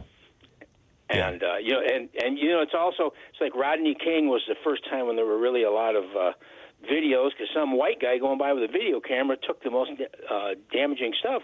And now you can't do stuff. There's people taking your phone. If you're doing this kind of stuff, there's people filming you all the time. Yeah. Different views, not always all that good. But I will say the New York Times and everything, they did a good job putting this stuff together, made it pretty clear what had happened. Yeah. With Renee Good's shooting as well. Yeah. That was where they first did a really great job and just made it very clear that Donald Trump and Kristi Noem and Thom Hartmann and Greg Bovino and all of these guys were just lying through their teeth to us, just gleefully lying to us. And Fox News, lying to us, sometimes by commission, sometimes by omission, but it's really tragic how people are misinformed. Don, thank you. And Go ahead. And these last 2 were white people, and, it counts for more. Yeah, sadly. It shouldn't. Sadly, and Alex Preddy is a man, too. Because 9 people, they killed 9 people under similar far, yeah. Don, thank you for the call. We'll be right back. You're listening to Thom Hartmann. Visit ThomHartmann.com for audio and video archives. Occupying the media 3 hours a day, 5 days a week, right here. We'll be right back.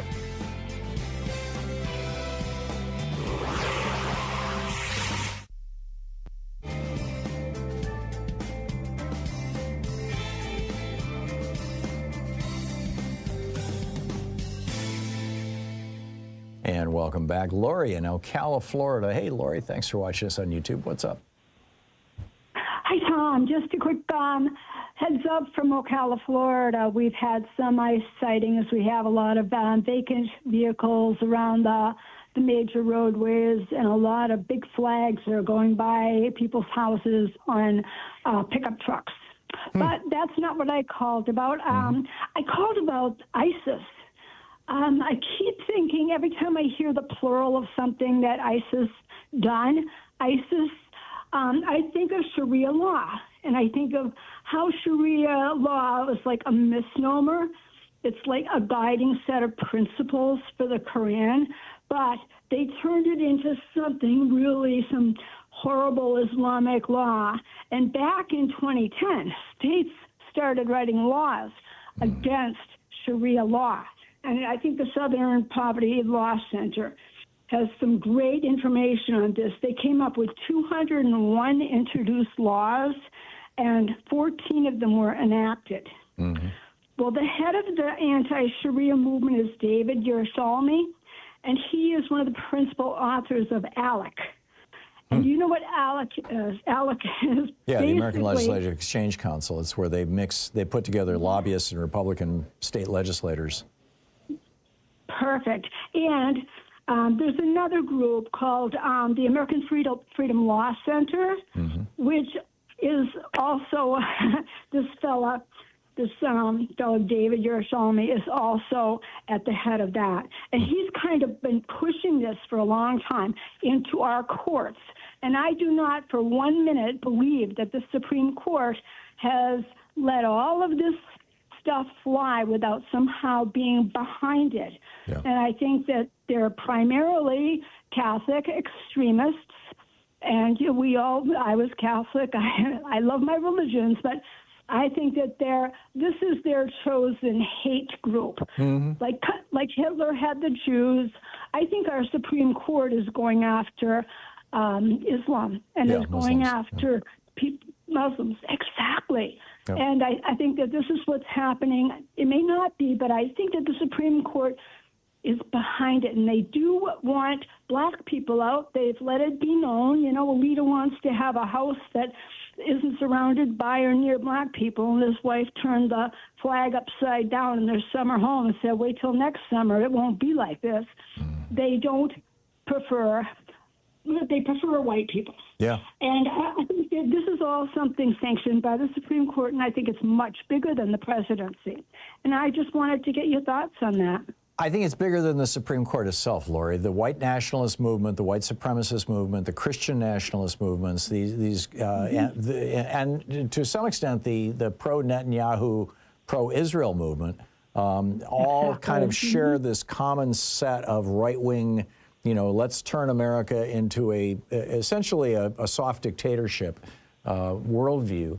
Where basically, only white men, now the Israel people would include Jewish men, the Christian nationalists would exclude Jewish men. So it's, so it's an uneasy coalition. But and there's enormous money behind it. And now you've got Leonard Leo with $1.4 billion to spend.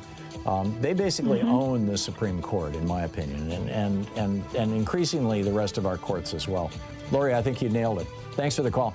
We'll be back. It's 49 and a half minutes past the hour. I'll be back with more of your calls in 1 minute. Stay with us.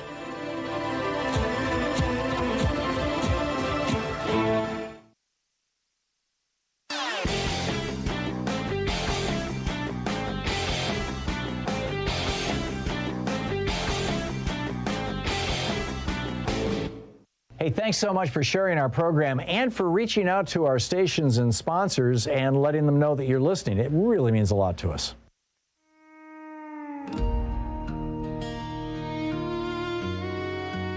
Welcome back. 9 minutes before the hour, or almost. Actually, it was about 10 minutes before the hour. Rick in Bremerton, Washington. Hey, Rick, what's on your mind today?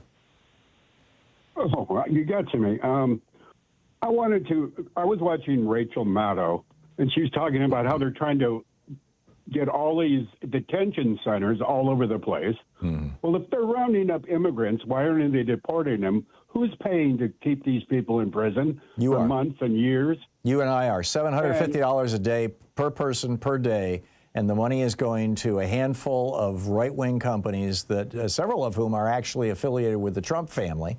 And those companies then kick back tens or if not hundreds of millions of dollars in campaign contributions to Republican legislators. It's a scam. And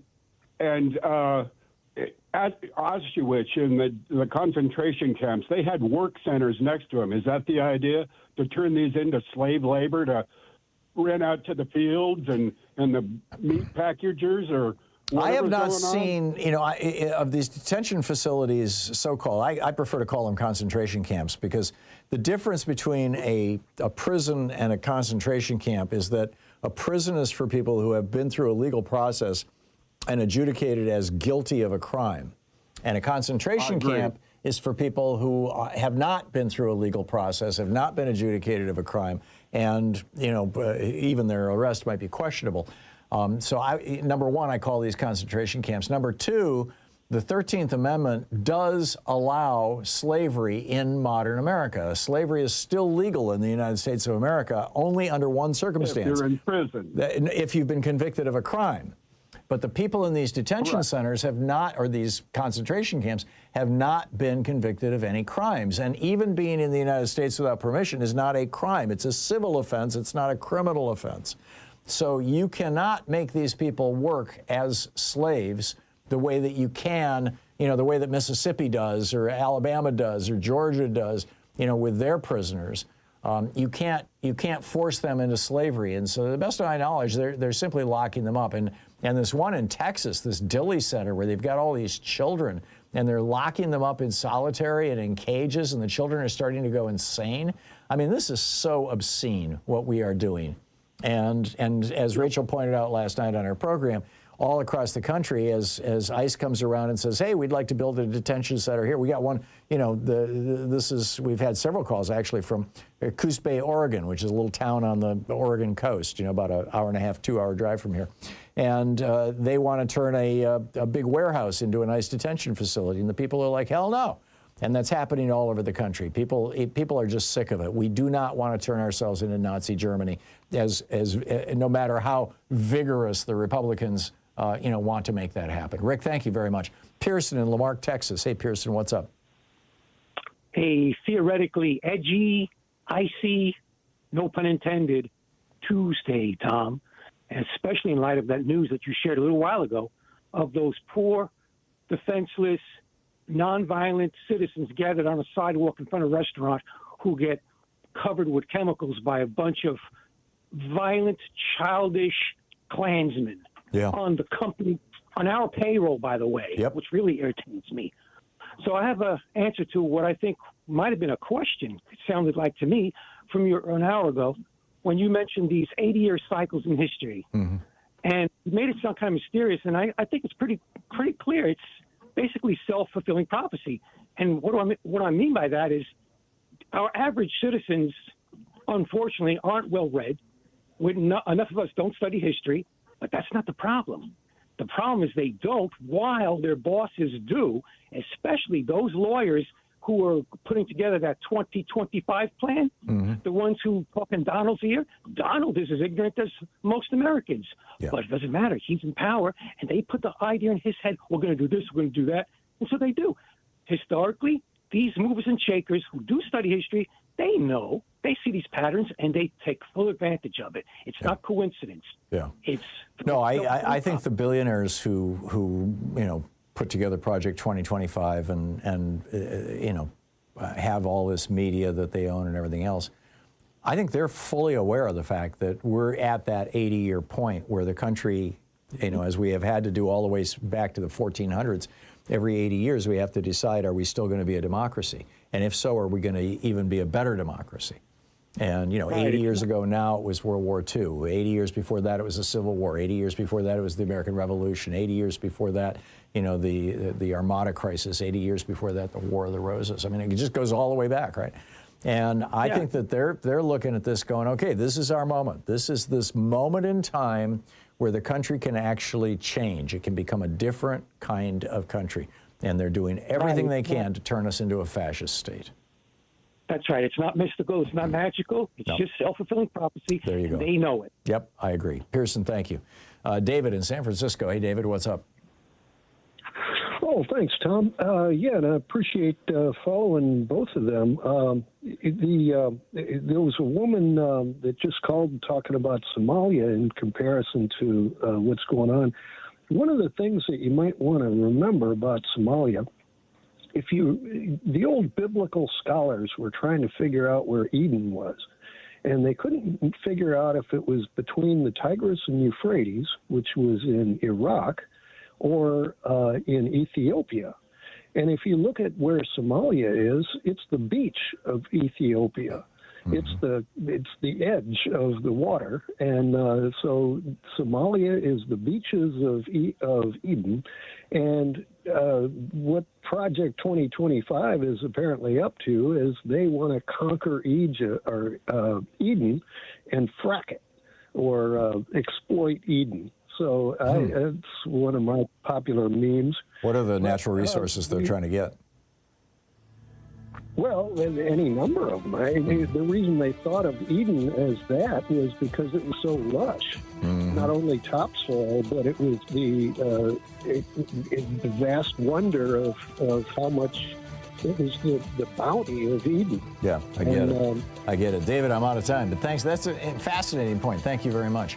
We'll be right back. It's, we're hitting the top of the hour. On the other side of the break, Italy says no to ICE. Really? Stick around. You're listening to Thom Hartmann.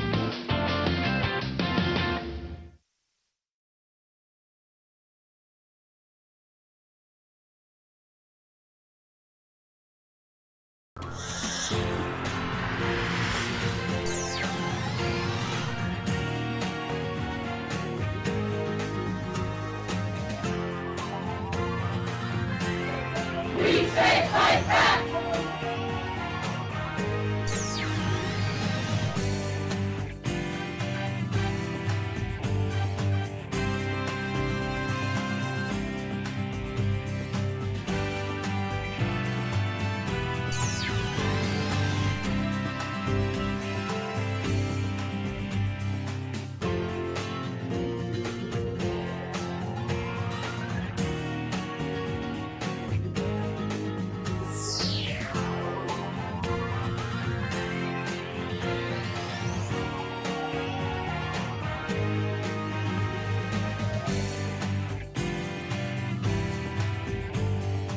Today is the Seven Mountains Mandate by Matthew Bodie, exposing the dangerous plan to Christianize America and destroy democracy.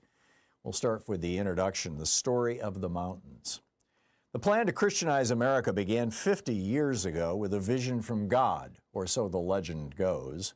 Bill Bright, the founder of a college campus evangelism organization, had just landed in Colorado in August of 1975 to participate in an event in Boulder.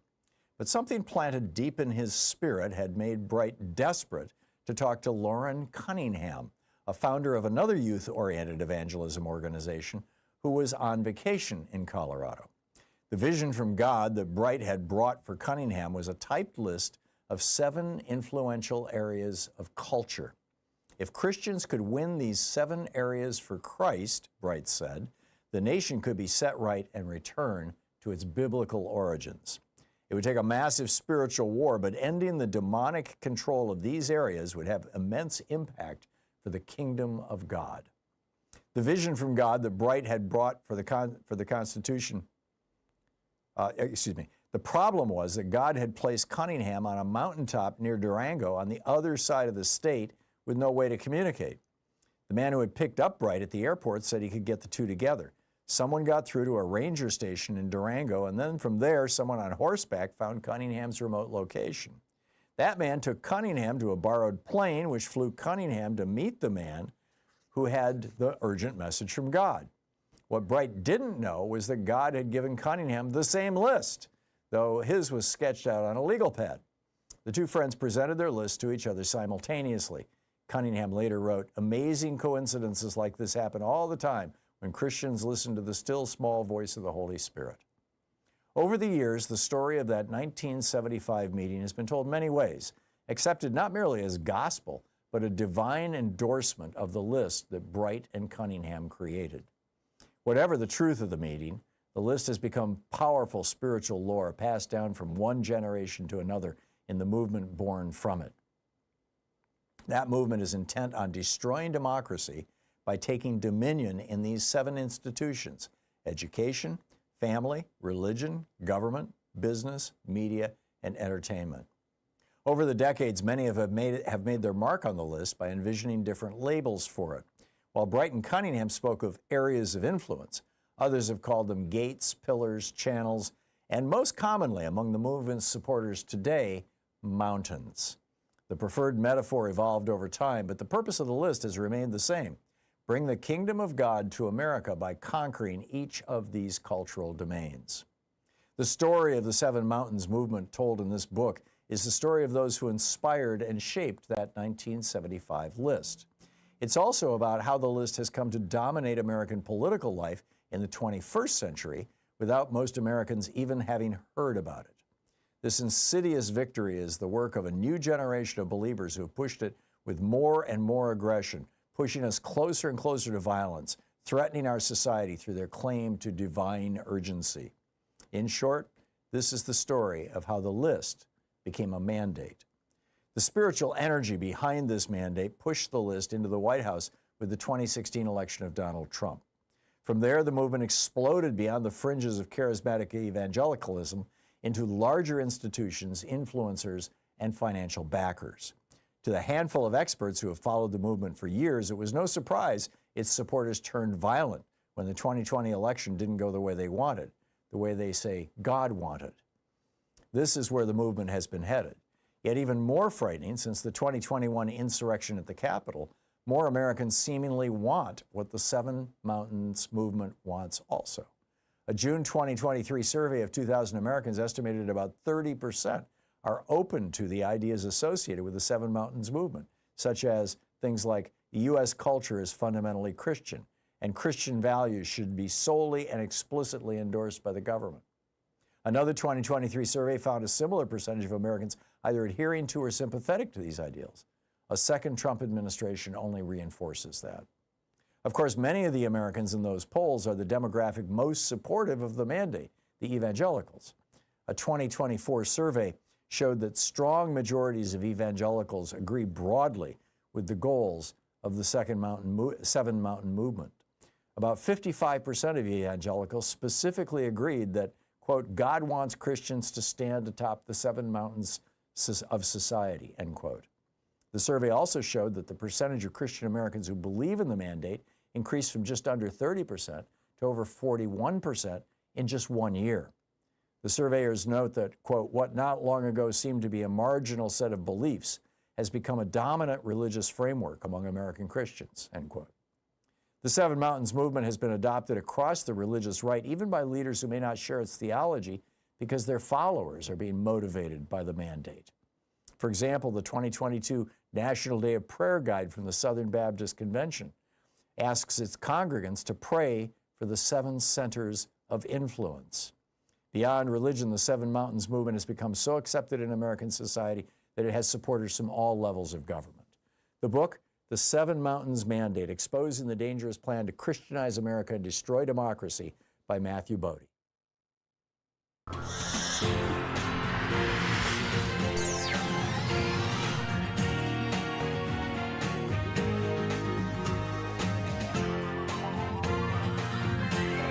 We say fight back!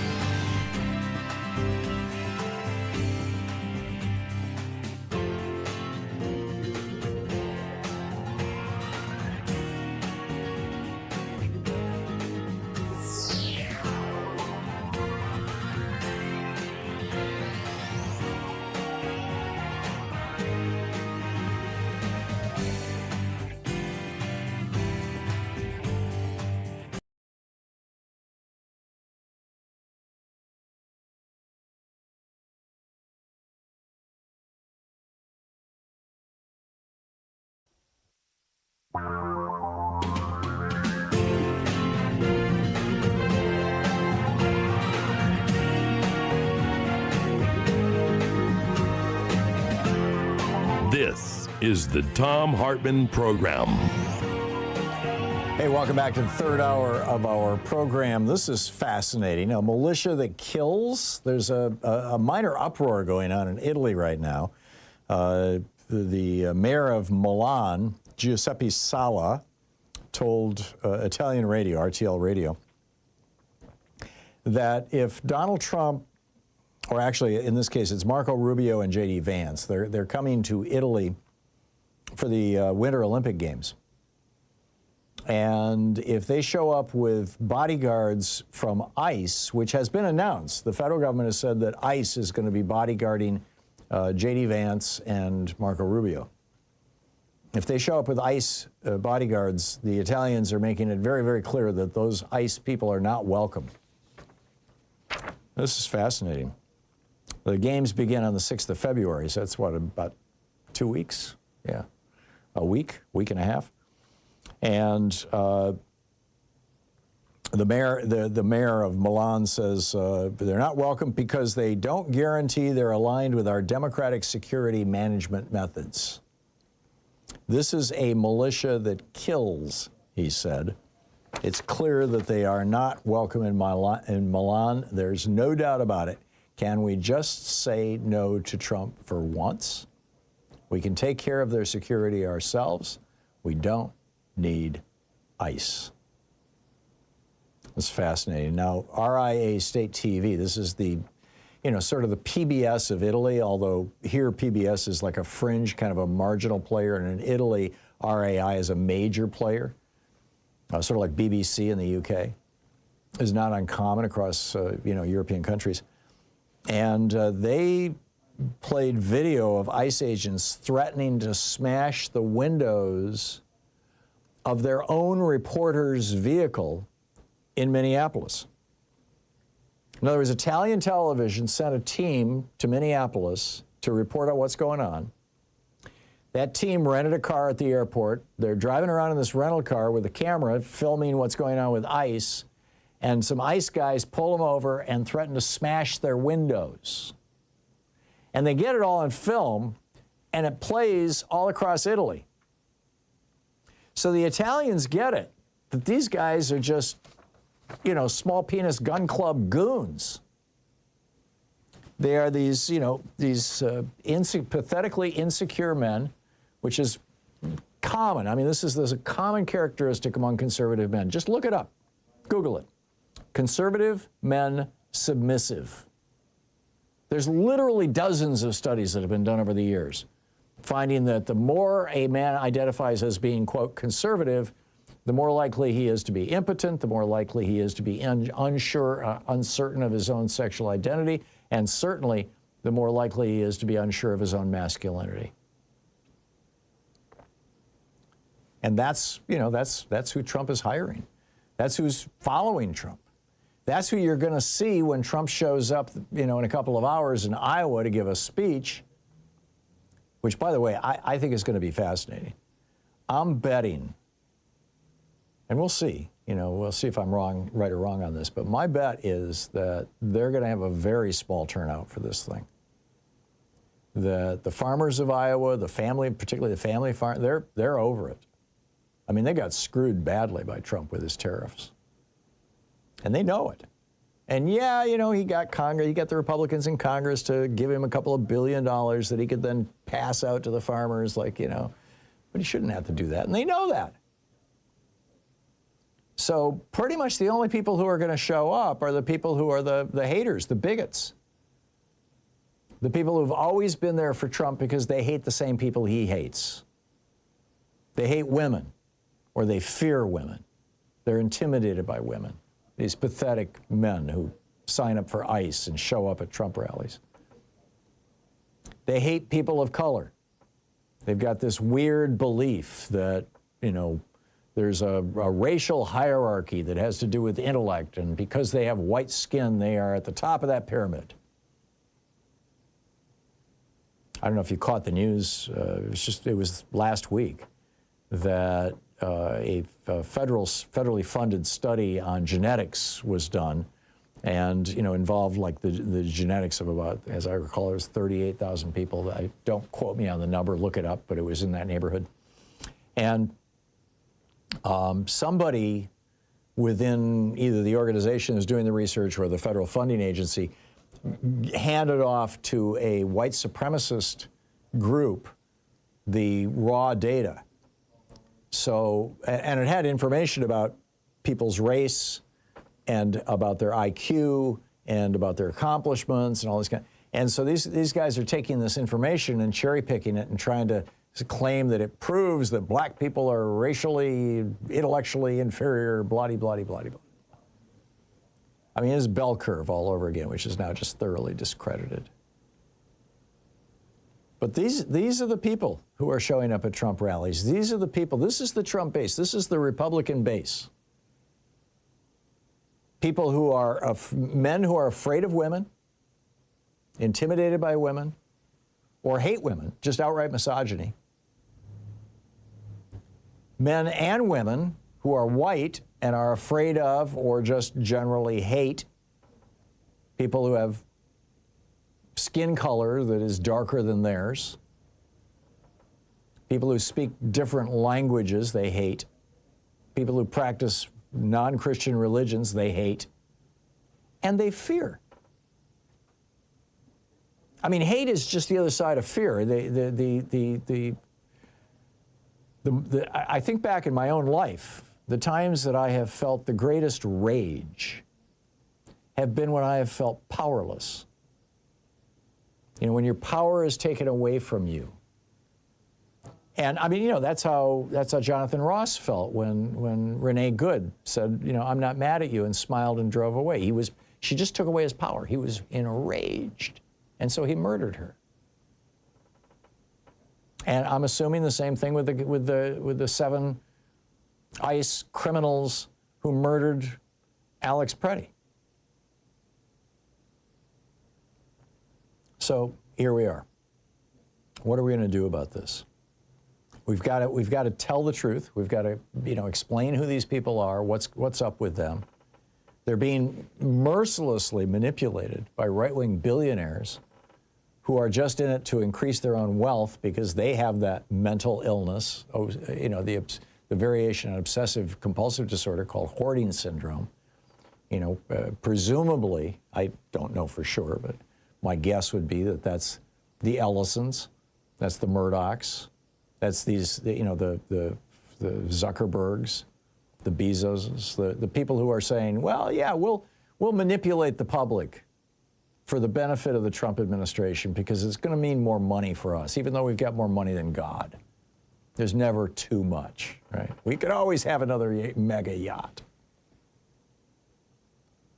And, they're just mercilessly manipulating these people. I mean, I know, I have an acquaintance who watches Fox News all the time, and he's just like, he's blissfully living in this bubble.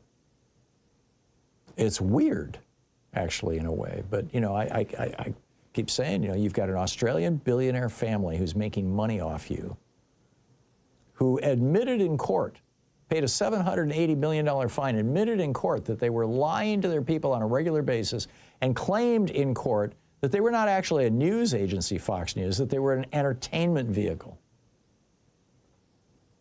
pretending to be news. And he's like, they hate the same people I hate. So here we are. What do we do about this? We have to persist. We have to carry forward. We have to tell the truth. We have to wake people up as much as we can. Share the good word about progressive media. Tell people about this program and others. Share the word about, good newsletters on Substack and in other places, Hartmann Report, etc. And reach out to your politicians on a regular basis and let them know how you feel. And vote. This is the Thom Hartmann Program. I'll be right back with more of with your calls right after this statement.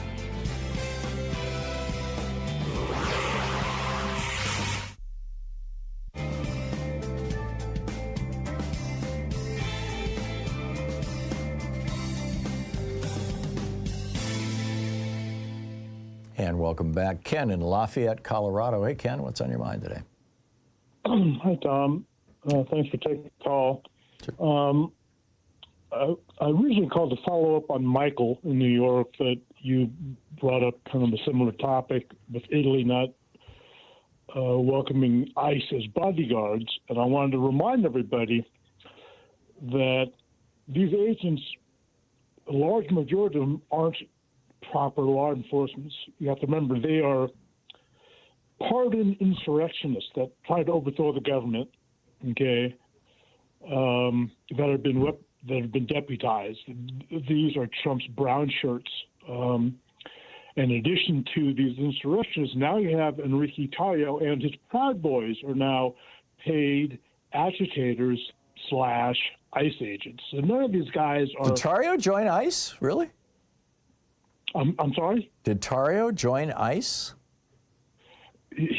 Trump has hired him to be an ICE agent, yes, and the Proud Boys. Wow. So these guys are far from professionally trained law. So where do I find the documentation on that, Ken? Because to the best of my knowledge, nobody knows who they are. That's why they're hiding their faces, just like the old Klan used to. Yeah, well, truth be told, Tom, I saw a post of Enrique Tarrio with smoking a cigarette with his trademark sunglasses on with a vest on. So I did not. Yeah, that doesn't mean that it's real that he's working for ICE. I mean, it could just be, he's looking for some publicity.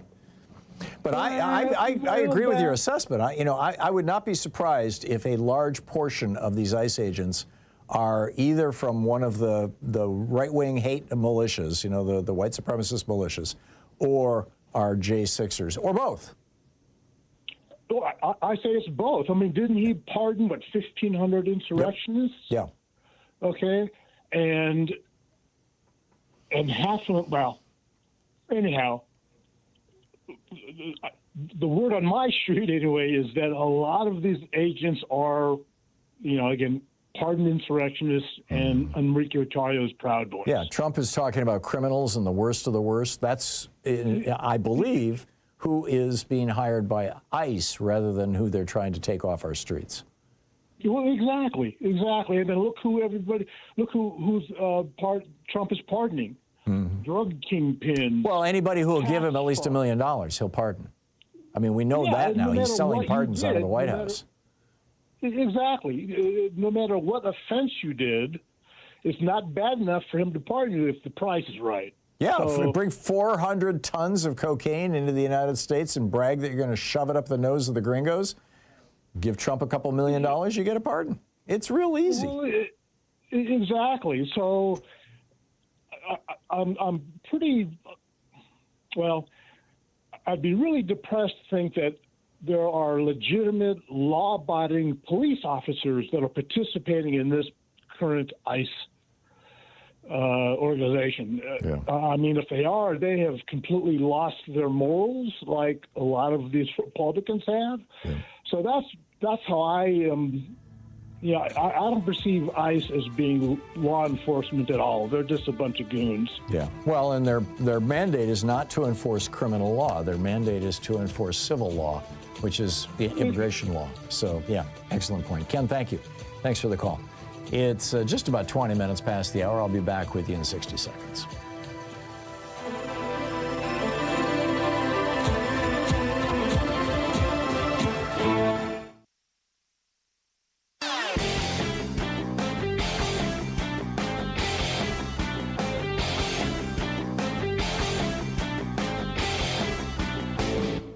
Change starts with you. You can be calling your Democratic or Republican representatives to let them know what you think by calling 202-224-3121. It's the Capitol switchboard. It'll get you right through to them.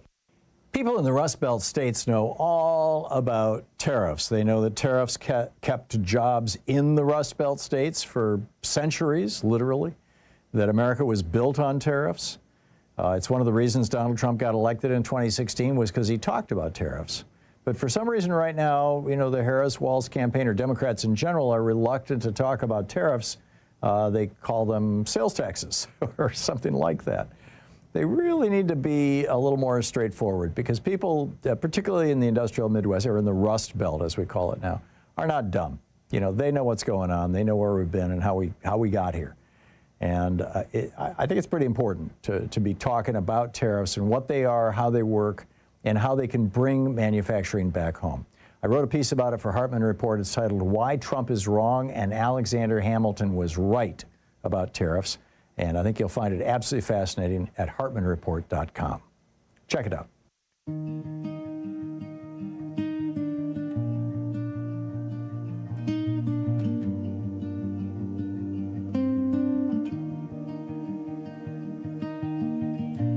This was supposed to be our house, built with borrowed power, doors meant to stay open, lights meant to stay on.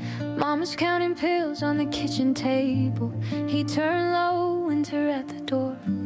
Daddy's working late, but the math won't save him. Bills keep coming, they always want more.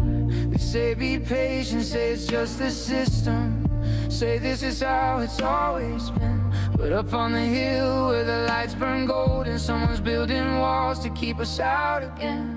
They're raising a palace for the powerful while we're told to tighten our belts. Marble floors where the money goes, empty pockets everywhere else. They call it progress, they call it pride, but we're freezing right outside. It's the people's house, so we're told.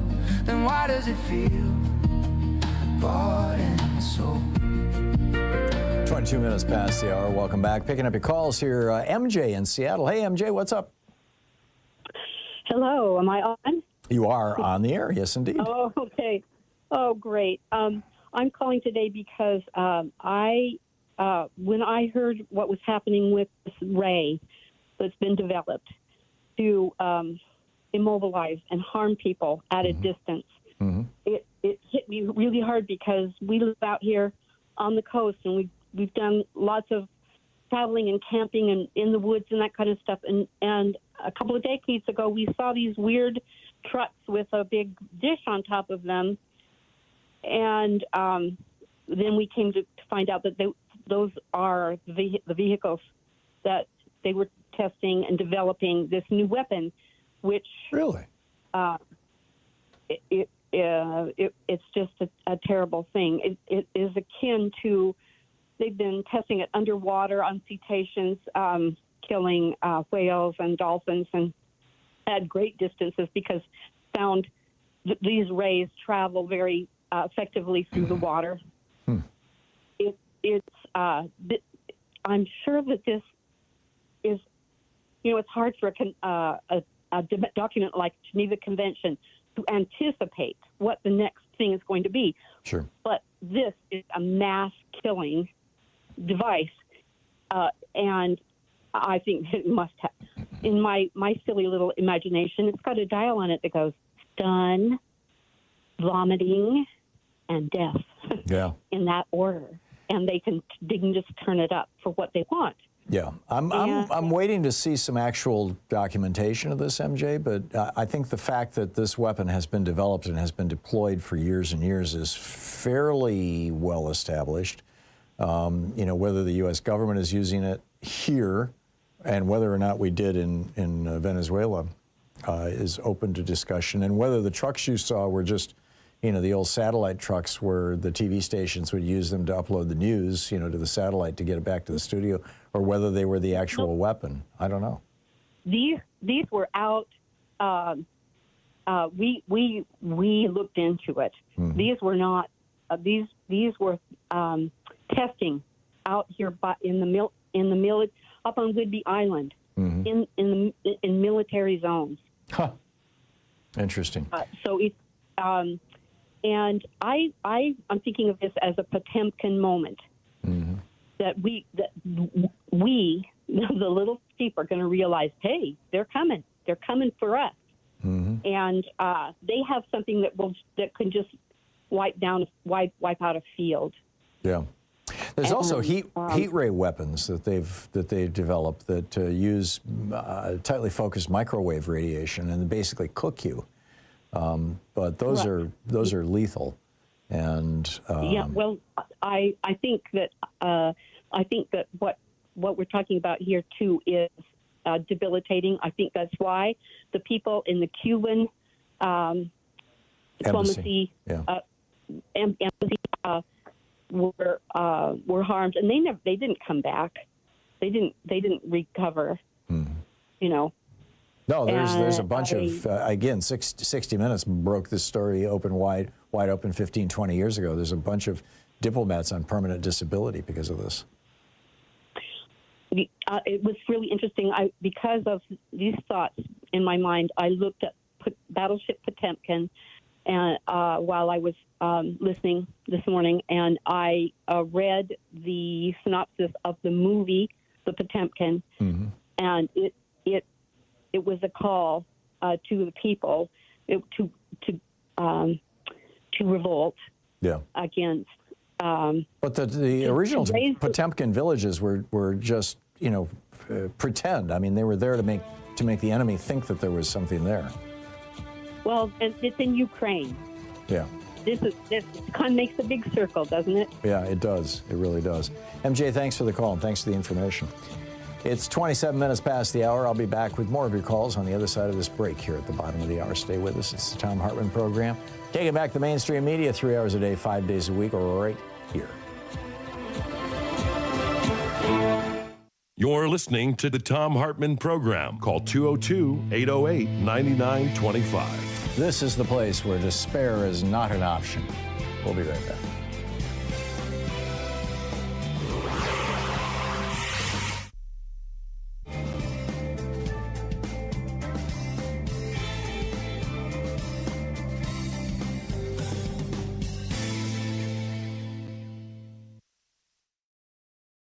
Our book today in the Thom Hartmann Book Club is Code Red by E.J. Dionne Jr. It's how progressives and moderates can unite to save our country. This is from the introduction, titled The Opportunity We Dare Not Miss. Will progressives and moderates feud while America burns? Or will these natural allies take advantage of a historic opportunity to strengthen American democracy and defeat an increasingly radical form of conservatism? The choice in our politics is just that stark. This book is offered in a spirit of hope, but with a sense of alarm. My hope is inspired by the broad and principled opposition that Donald Trump's presidency called forth.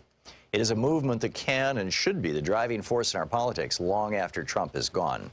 His abuses of office, his divisiveness, his bigotry, his autocratic habits, and his utter lack of seriousness about the responsibilities of the presidency drew millions of previously disengaged citizens to the public square and the ballot box. The danger he represented inspired young Americans to participate in our public life at unprecedented levels. Tens of thousands of Americans, especially women, have gathered in libraries, diners, and church basements to share wisdom, to organize, and in many cases to run for office themselves. These newly engaged citizens have created an opportunity to build a broad alliance for practical and visionary government, as promising as anything since the Great Depression gave Franklin Roosevelt the chance to build the New Deal coalition. To seize this opening, progressives and moderates must realize that they are allies who have more in common than they sometimes wish to admit. They share a commitment to what public life can achieve and the hope that government can be decent again. They reject the appeals to racism that have been Trump's calling card and the divisiveness at the heart of his electoral strategy. Together, they long for a politics focused on freedom, fairness, and the future. This new politics would be rooted in the economic justice that has always been the left's driving goal, and in the problem-solving approach to government that moderates have long championed.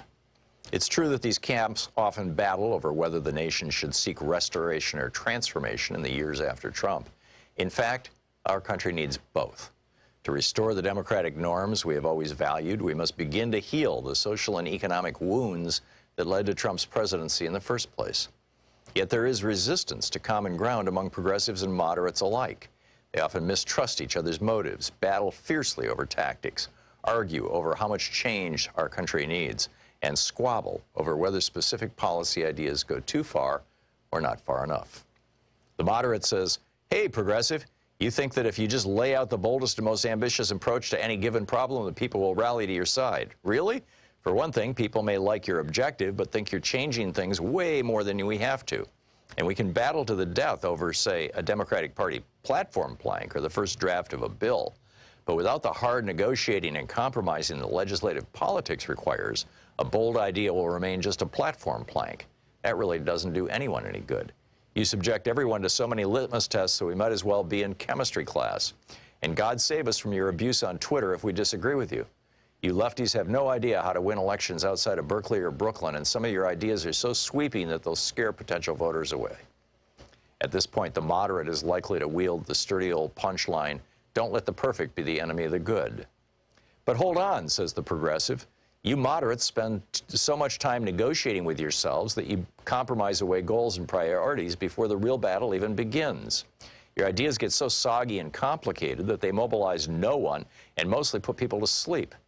Better to have the courage of your convictions, lay out your hopes plainly and passionately, and inspire voters before to join in. Besides, you middle-of-the-roaders were so petrified of Ronald Reagan and the right wing that you caved into the Gipper's economic ideas, let inequality run wild, and gave us a racist and grossly unfair criminal justice system. The extremists have pulled the political center so far right that the only way back to sanity is to show our fellow citizens what a real progressive program looks like. At the risk of sounding like a perhaps unwelcome counselor attempting to ease a family quarrel, I would plead with moderates and progressives to listen to each other carefully. If the events since 2016 do not teach moderates and progressives that they must find ways of working together, nothing will. If they fail to heed each other's advice and take each other's concerns seriously, they will surrender the political system to an increasingly undemocratic right with no interest in any of their shared goals, priorities, and commitments. Moderates are right about the complexity of getting things done in a democracy. Even when the boldest ideas have prevailed, they did so because complex coalitions were built. Important, and it should be said often legitimate, interests were accommodated, and some lesser goals were left by the wayside to be fought for another day. Moderates are also right that democracy requires persuading those who are open to change but worry about how this or that reform might work in practice or affect them personally. Think losing their private health insurance. Disdaining as sellouts those who raise inconvenient questions or express qualms is not the way to build a majority for reform. Moderates are also right that Americans in large number are tired of politics that involves more yelling than dialogue, more demonizing than understanding. But progressives are right to say that for the last 3 decades, moderates have spent too much time negotiating with themselves. Consider all the effort Democrats put into wooing Republicans by responding to their proposals to amend Obamacare. The book Code Red by E.J. Dionne Jr.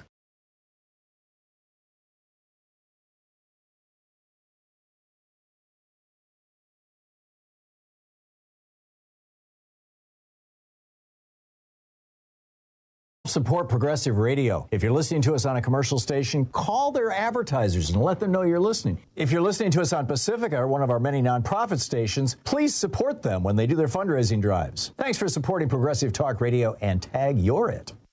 They called it blood libel, what the Germans were doing against the Jews, claiming that they were using the blood of Christian children to make their matzah. We've got a new blood libel now here in the United States. J.D. Vance and Donald Trump lying through their teeth, arguing that black Haitian immigrants to the United States, legal immigrants with green cards in this little town in Ohio, are eating pets. And this is another libel that goes way back. In the 1890s, people were claiming German and Dutch immigrants were eating pets. Then they claimed in the 1880s, and actually as recently as last year, a restaurant got shut down in California because of claims that they were serving pets. They weren't. But it was an Asian restaurant. This is just evil stuff, these lies and spreading this kind of hate. And this is now the strategy that the Republicans are using. There's a whole article about it at HartmannReport.com, Hate as a Political Weapon. Check it out.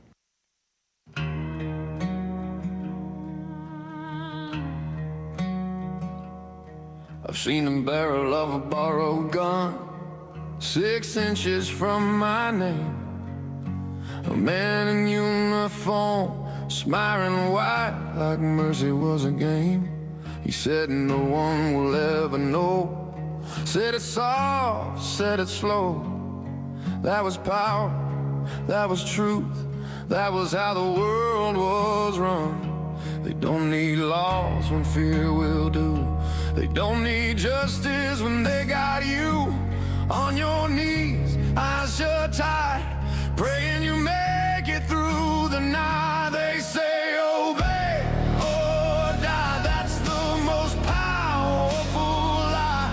Dress it up in flags and shields, call murder how order feels. They say obey or die, and dare you to deny. 'Cause power doesn't ask, power only fires back. He stood between the boots and her, said no, not today.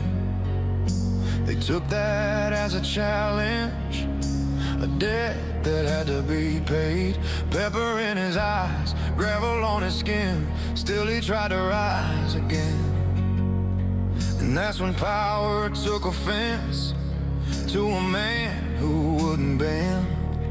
They fear the ones who stand up straight, who don't accept their chosen fate.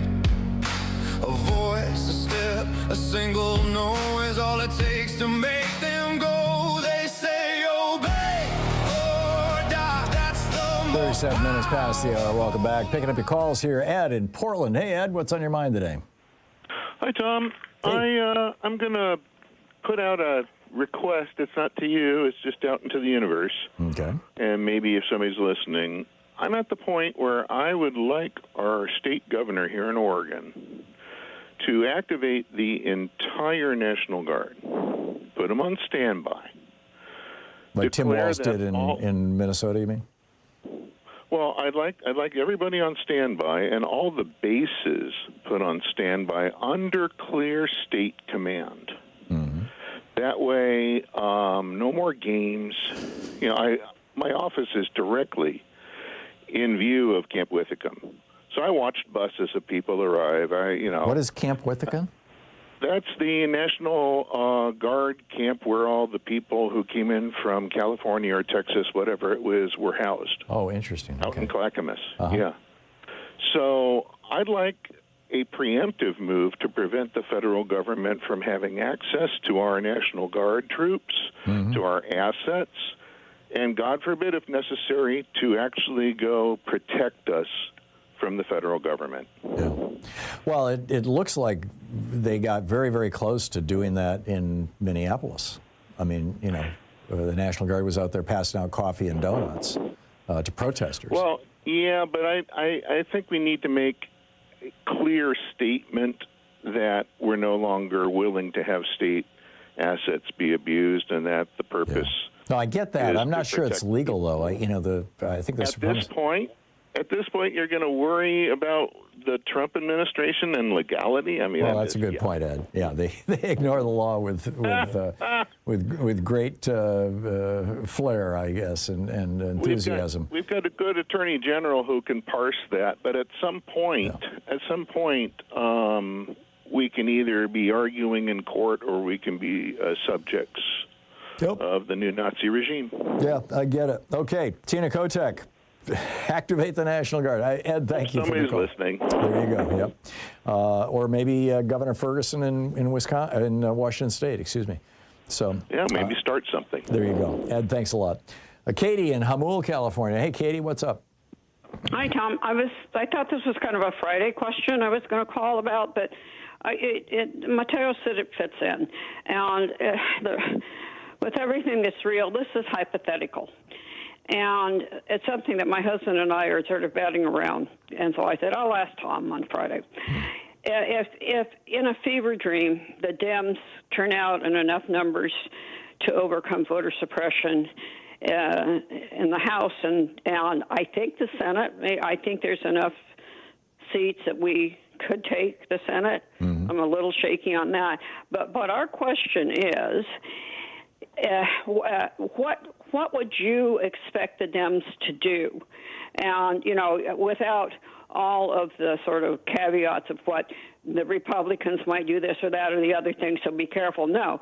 You know, as I said to Matteo, you know, is it pick a card or pick all 52 cards? So I'm just going to throw it to you. if you were at our kitchen table, what would you say? To expect the Dems to do about what in what? About repairing the country, about reestablishing some semblance of a democracy, about undoing the horrible hatchet job that's that's taken place to every law. Yeah. Well, we need to get Homeland out of Homeland Security. America's not a homeland. We're not an ancestral. Well, I guess we're a homeland for Native Americans. That creeped us out back when Bush said it. Yeah, go ahead. And number one. Number two, disband ICE and start over. We do need customs enforcement, but not these guys. So can you do that as quickly as ICE was established? Is that up to a vote? It would take a single law. Okay, and that would pass if we had the Dems in both houses, and we didn't have any feckless Dems. Right, and not to mention feckless Republicans. It would have to pass the House. It would have to get past a filibuster in the Senate, which means it would take some Republicans, and then it would have to be signed by the president. And those are just starting points. I mean, obviously, rehire the 7,000 workers at Social Security so people can once again have their phones answered. And there's a way to do that. I mean, if everything can everything that's been ruined be unruined? I guess it's, can you turn around, make a U-turn, and go back the other way? It can all be undone. Yeah, the stuff that has been done by executive fiat or by Elon Musk, in my opinion, illegally, can all be done or undone by the passage of legislation. The question and that would not count. We wouldn't have to count on the courts, which are. Well, I'm guessing that there would be some cases where Democrats trying to put the country back together again would be challenged in the courts by Republicans, and some of those challenges may actually succeed. But I would make that a secondary concern. What worries us terribly is that so many people, judges of good faith, have just stepped down and leaving a vacuum for right-wing judges to fill. No, I get that. And it's a conundrum. What are you going to do? I know. The simple reality is that because 5 corrupt Republicans on the U.S. Supreme Court said that billionaires can buy politicians and buy elections now, and corporations are persons.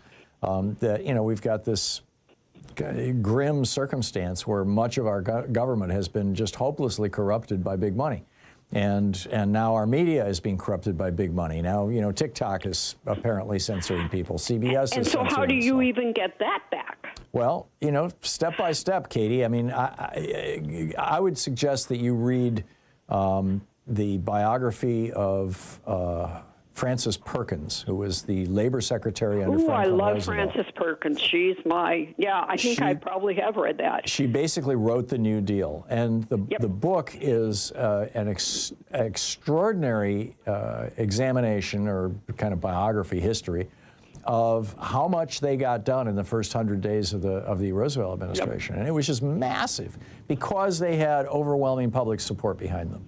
They just did they have? I can't remember whether what the Senate and the House looked like when she was doing FDR had about 2/3 of the House and about 2/3 of the Senate at that point. I mean, he had an absolutely overwhelming veto-proof majority in both bodies. And it continued for quite some time. I can't see that happening again. But I wouldn't discount it. I think that it's entirely possible that we're going to see some real significant change coming this fall. By the way, Tom, we're going to Australia next week for a month. Yeah. The dollar is dropping like a rock. Yeah. I talked about that earlier on a daily basis. Program. Yeah, no, I know. That's why gold is going up. This is the insane economic policies of the Trump administration. Katie, thanks for the call. Great to hear from you. We'll be right back, 45 minutes past the hour. You're listening to Thom Hartmann. Visit thomhartmann.com for audio and video archives. It's the place where we dare to ask, is Walmart a person? And we dare to say, no, the corrupt Republicans on the Supreme Court got that one wrong, too.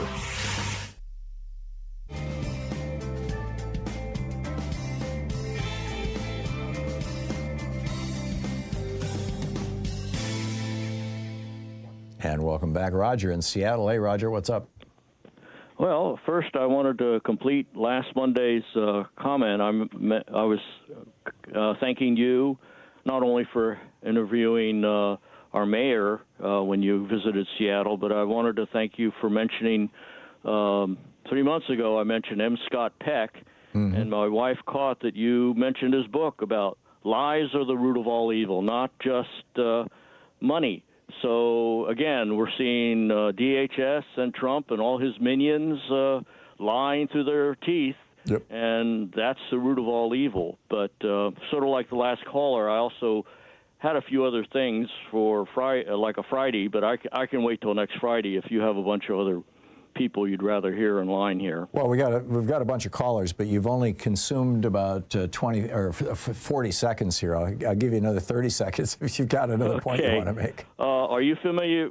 Your Portland boat friend is familiar with kintsugi. Are you familiar with that Japanese pottery technique? I am not. No. It is used in disaster, at least in the volunteer agency, Presbyterian Disaster Assistance, which I had volunteered for 7 years. But they use that as sort of a faith-based way of looking at disasters, that the overreach that people, Republicans and or mainly libertarians, are doing with Project 2025 are not just bull in a china shop. They're stomping on the pottery and grinding it to sand. So to help the lady who just got off, as I've mentioned several times about Martin Luther King's, that it bends towards justice. Part of the justification for Democratic leaders in action, certainly there are several that have no backbone, but the other part is that this overreach is going to create such a great mended pot that follows the kintsugi Japanese pottery tradition, in that you put it together with glue that has gold in it, so it's much more valuable than the original pot. Yeah, I'll have to look that up, Roger. Thanks for the metaphor. Appreciate it. Maverick in Edmonds, Washington. Hey, Maverick, what's up? Hey, Tom, good morning. I've been listening all day, but I only missed a few minutes. Did you mention that today's Holocaust Remembrance Day? No, I didn't even know that. I was quite sure that you would if you had known or remembered. So I'm just calling up with a friendly little hello, and thank you. Don't forget. Thank you. Yeah. Who declares Holocaust Remembrance Day? Site. Is that a federal declaration? Oh, I was hoping you weren't going to ask me that. I don't know, but it should be international. Yeah, you would think. Yeah, interesting. Yeah. Holocaust Remembrance Day. I'll have to look that up. Like I said, I missed it entirely. It must be true. I saw it on the internet. Yeah, I did get an email this morning. One of those Substack newsletters that I subscribe to, somebody was, it was John Fugelsang. He was saying, stop comparing Hitler to Trump, or Trump to Hitler. I love that guy. And then he went through a list of, here's about 30 things that Hitler did that Trump is also doing, but not everything. You know, it's like, oh yeah. In fact, I put it on tomorrow's program to read to share with you all. Maverick, thanks for the information. John Fugelsang. Yeah, everybody should get his new book. Yeah, he's a good guy. He's a good friend, and his book is brilliant. Thank you, Maverick. Good talking to you. It's 49 minutes past the hour. Back with more of your calls in 1 minute. Stay with us.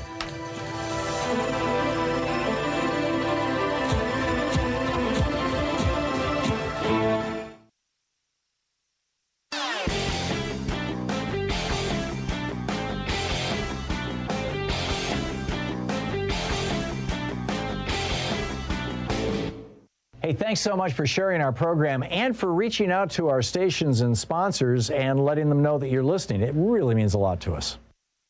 Way back in 1964, when Lyndon Johnson signed the Civil Rights Act, the Voting Rights Act, the Republicans started this rant about how the election of 1960, Jock Kennedy stole that election, and there's voter fraud in America. And it became a thing. They started this thing called Operation Eagle Eye. William Rehnquist was running it in Arizona. Trying to intimidate Hispanics and African Americans into not voting, essentially. They have now used this claim that non-citizens are voting, this voter fraud claim, in virtually every red state to make it harder to vote, to purge people off the voting rolls, to make people's votes not counted with their exact signature matches. It's a scam. It's a grift that they've been running for 60 years, and the American media won't call them out on it. There's a whole piece about it called Trump and the GOP's Big Lie 2.0 over at HartmannReport.com. Please check it out. You'll find it fascinating.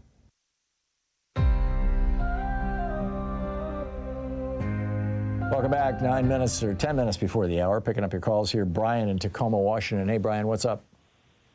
Yeah, hi. With all your calls on the sonic weapon today, I had kind of like an epiphany and put two and two together. I called you about this years ago, but I led people-to-people cultural exchange tours to Cuba for 5 years in Obama and then Trump's term.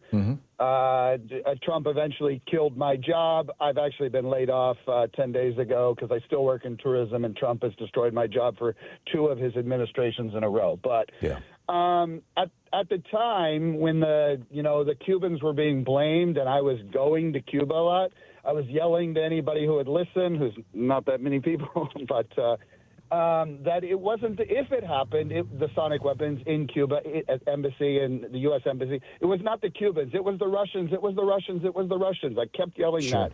And it's never been more clear to me today that Donald Trump has committed treason and he has gotten this weapon from Vladimir Putin, and he has done it. The trade, the quid pro quo, the treasonous quid pro quo is that he has destroyed the UN. Now, destroying the UN is not the only thing Vlad got, and this weapon is not the only thing Don got, but it's never been more clear to me, those two connections. Yeah, and he's also trying to destroy NATO. Yeah, exactly. And he's trying to replace it all with his so-called Board of Peace. That's just a bunch of autocratic countries that all agree to give him $1 billion. Yeah, and one of the things Don got for it was a weapon to attack his own people with, which maybe he's doing it in Minneapolis or not, but they're like we like just moral outrage when it was the Cubans or the Russians, in 2018, 2017 or whatever. And now we have that, and we're bragging about using it in Venezuela, and maybe we use it in Minneapolis, but I mean, the point is Don got that from Vlad. Yeah, well, during the break, never been more clear to me.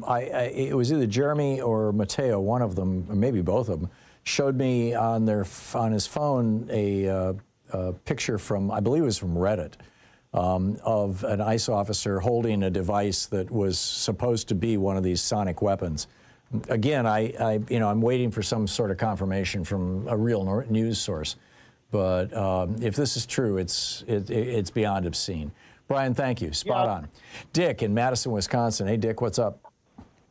Oh, nervous as all get out. First-time caller. Oh, well, thank you for calling, Dick. Here's a name. Well, here's a name I came up with for him that I can say over the air. President Crisis Management. And what I mean by that is this.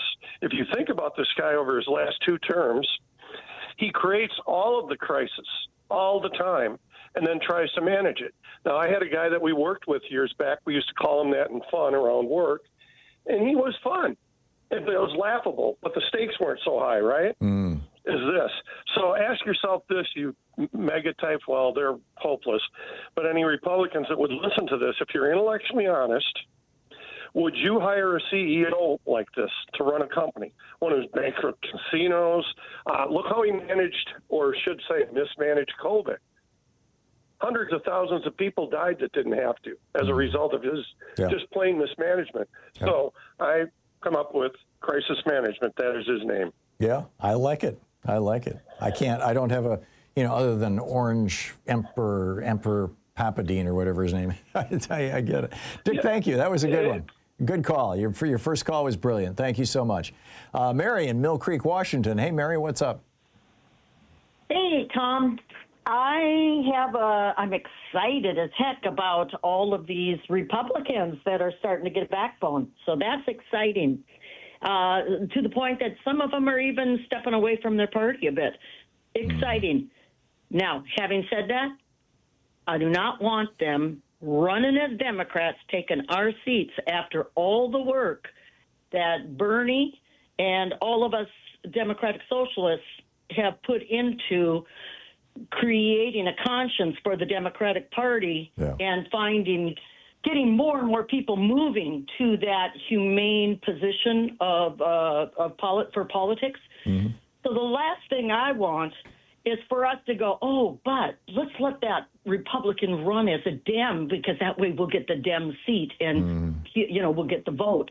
They're not going to vote for our way. They still are not going to support. Just because they think Trump's gone too far, that's not the same. This is kind of the Joe Walsh conundrum, built a moral conscience. I mean, would you, if in a district where a Republican could easily get elected, and it would be very difficult for a Democrat to get elected, but a Republican running as a Democrat could probably easily get elected, wouldn't it be a good thing to have one more Democrat, even if they don't always vote with you, even if they don't always philosophically agree with you?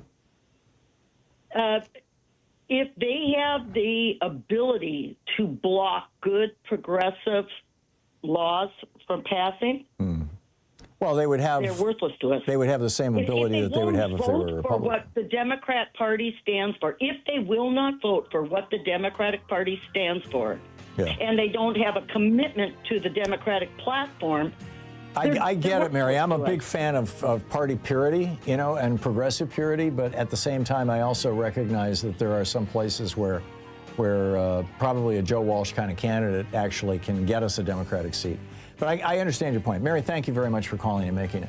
And thank you for being with us today. We'll be back tomorrow, same time, same place. In the meantime, don't forget, democracy is not a spectator sport, as Bernie Sanders loves to say. You got to get out there and get active. Tag you're it. All right, that's what it's going to take. And double check your voter registration, particularly if you live in a red state. Have a great afternoon. Be good to yourself and the folks around you. Stay safe. And I will catch up with you tomorrow. You've been listening to Thom Hartmann. For audio and video archives, visit thomhartmann.com.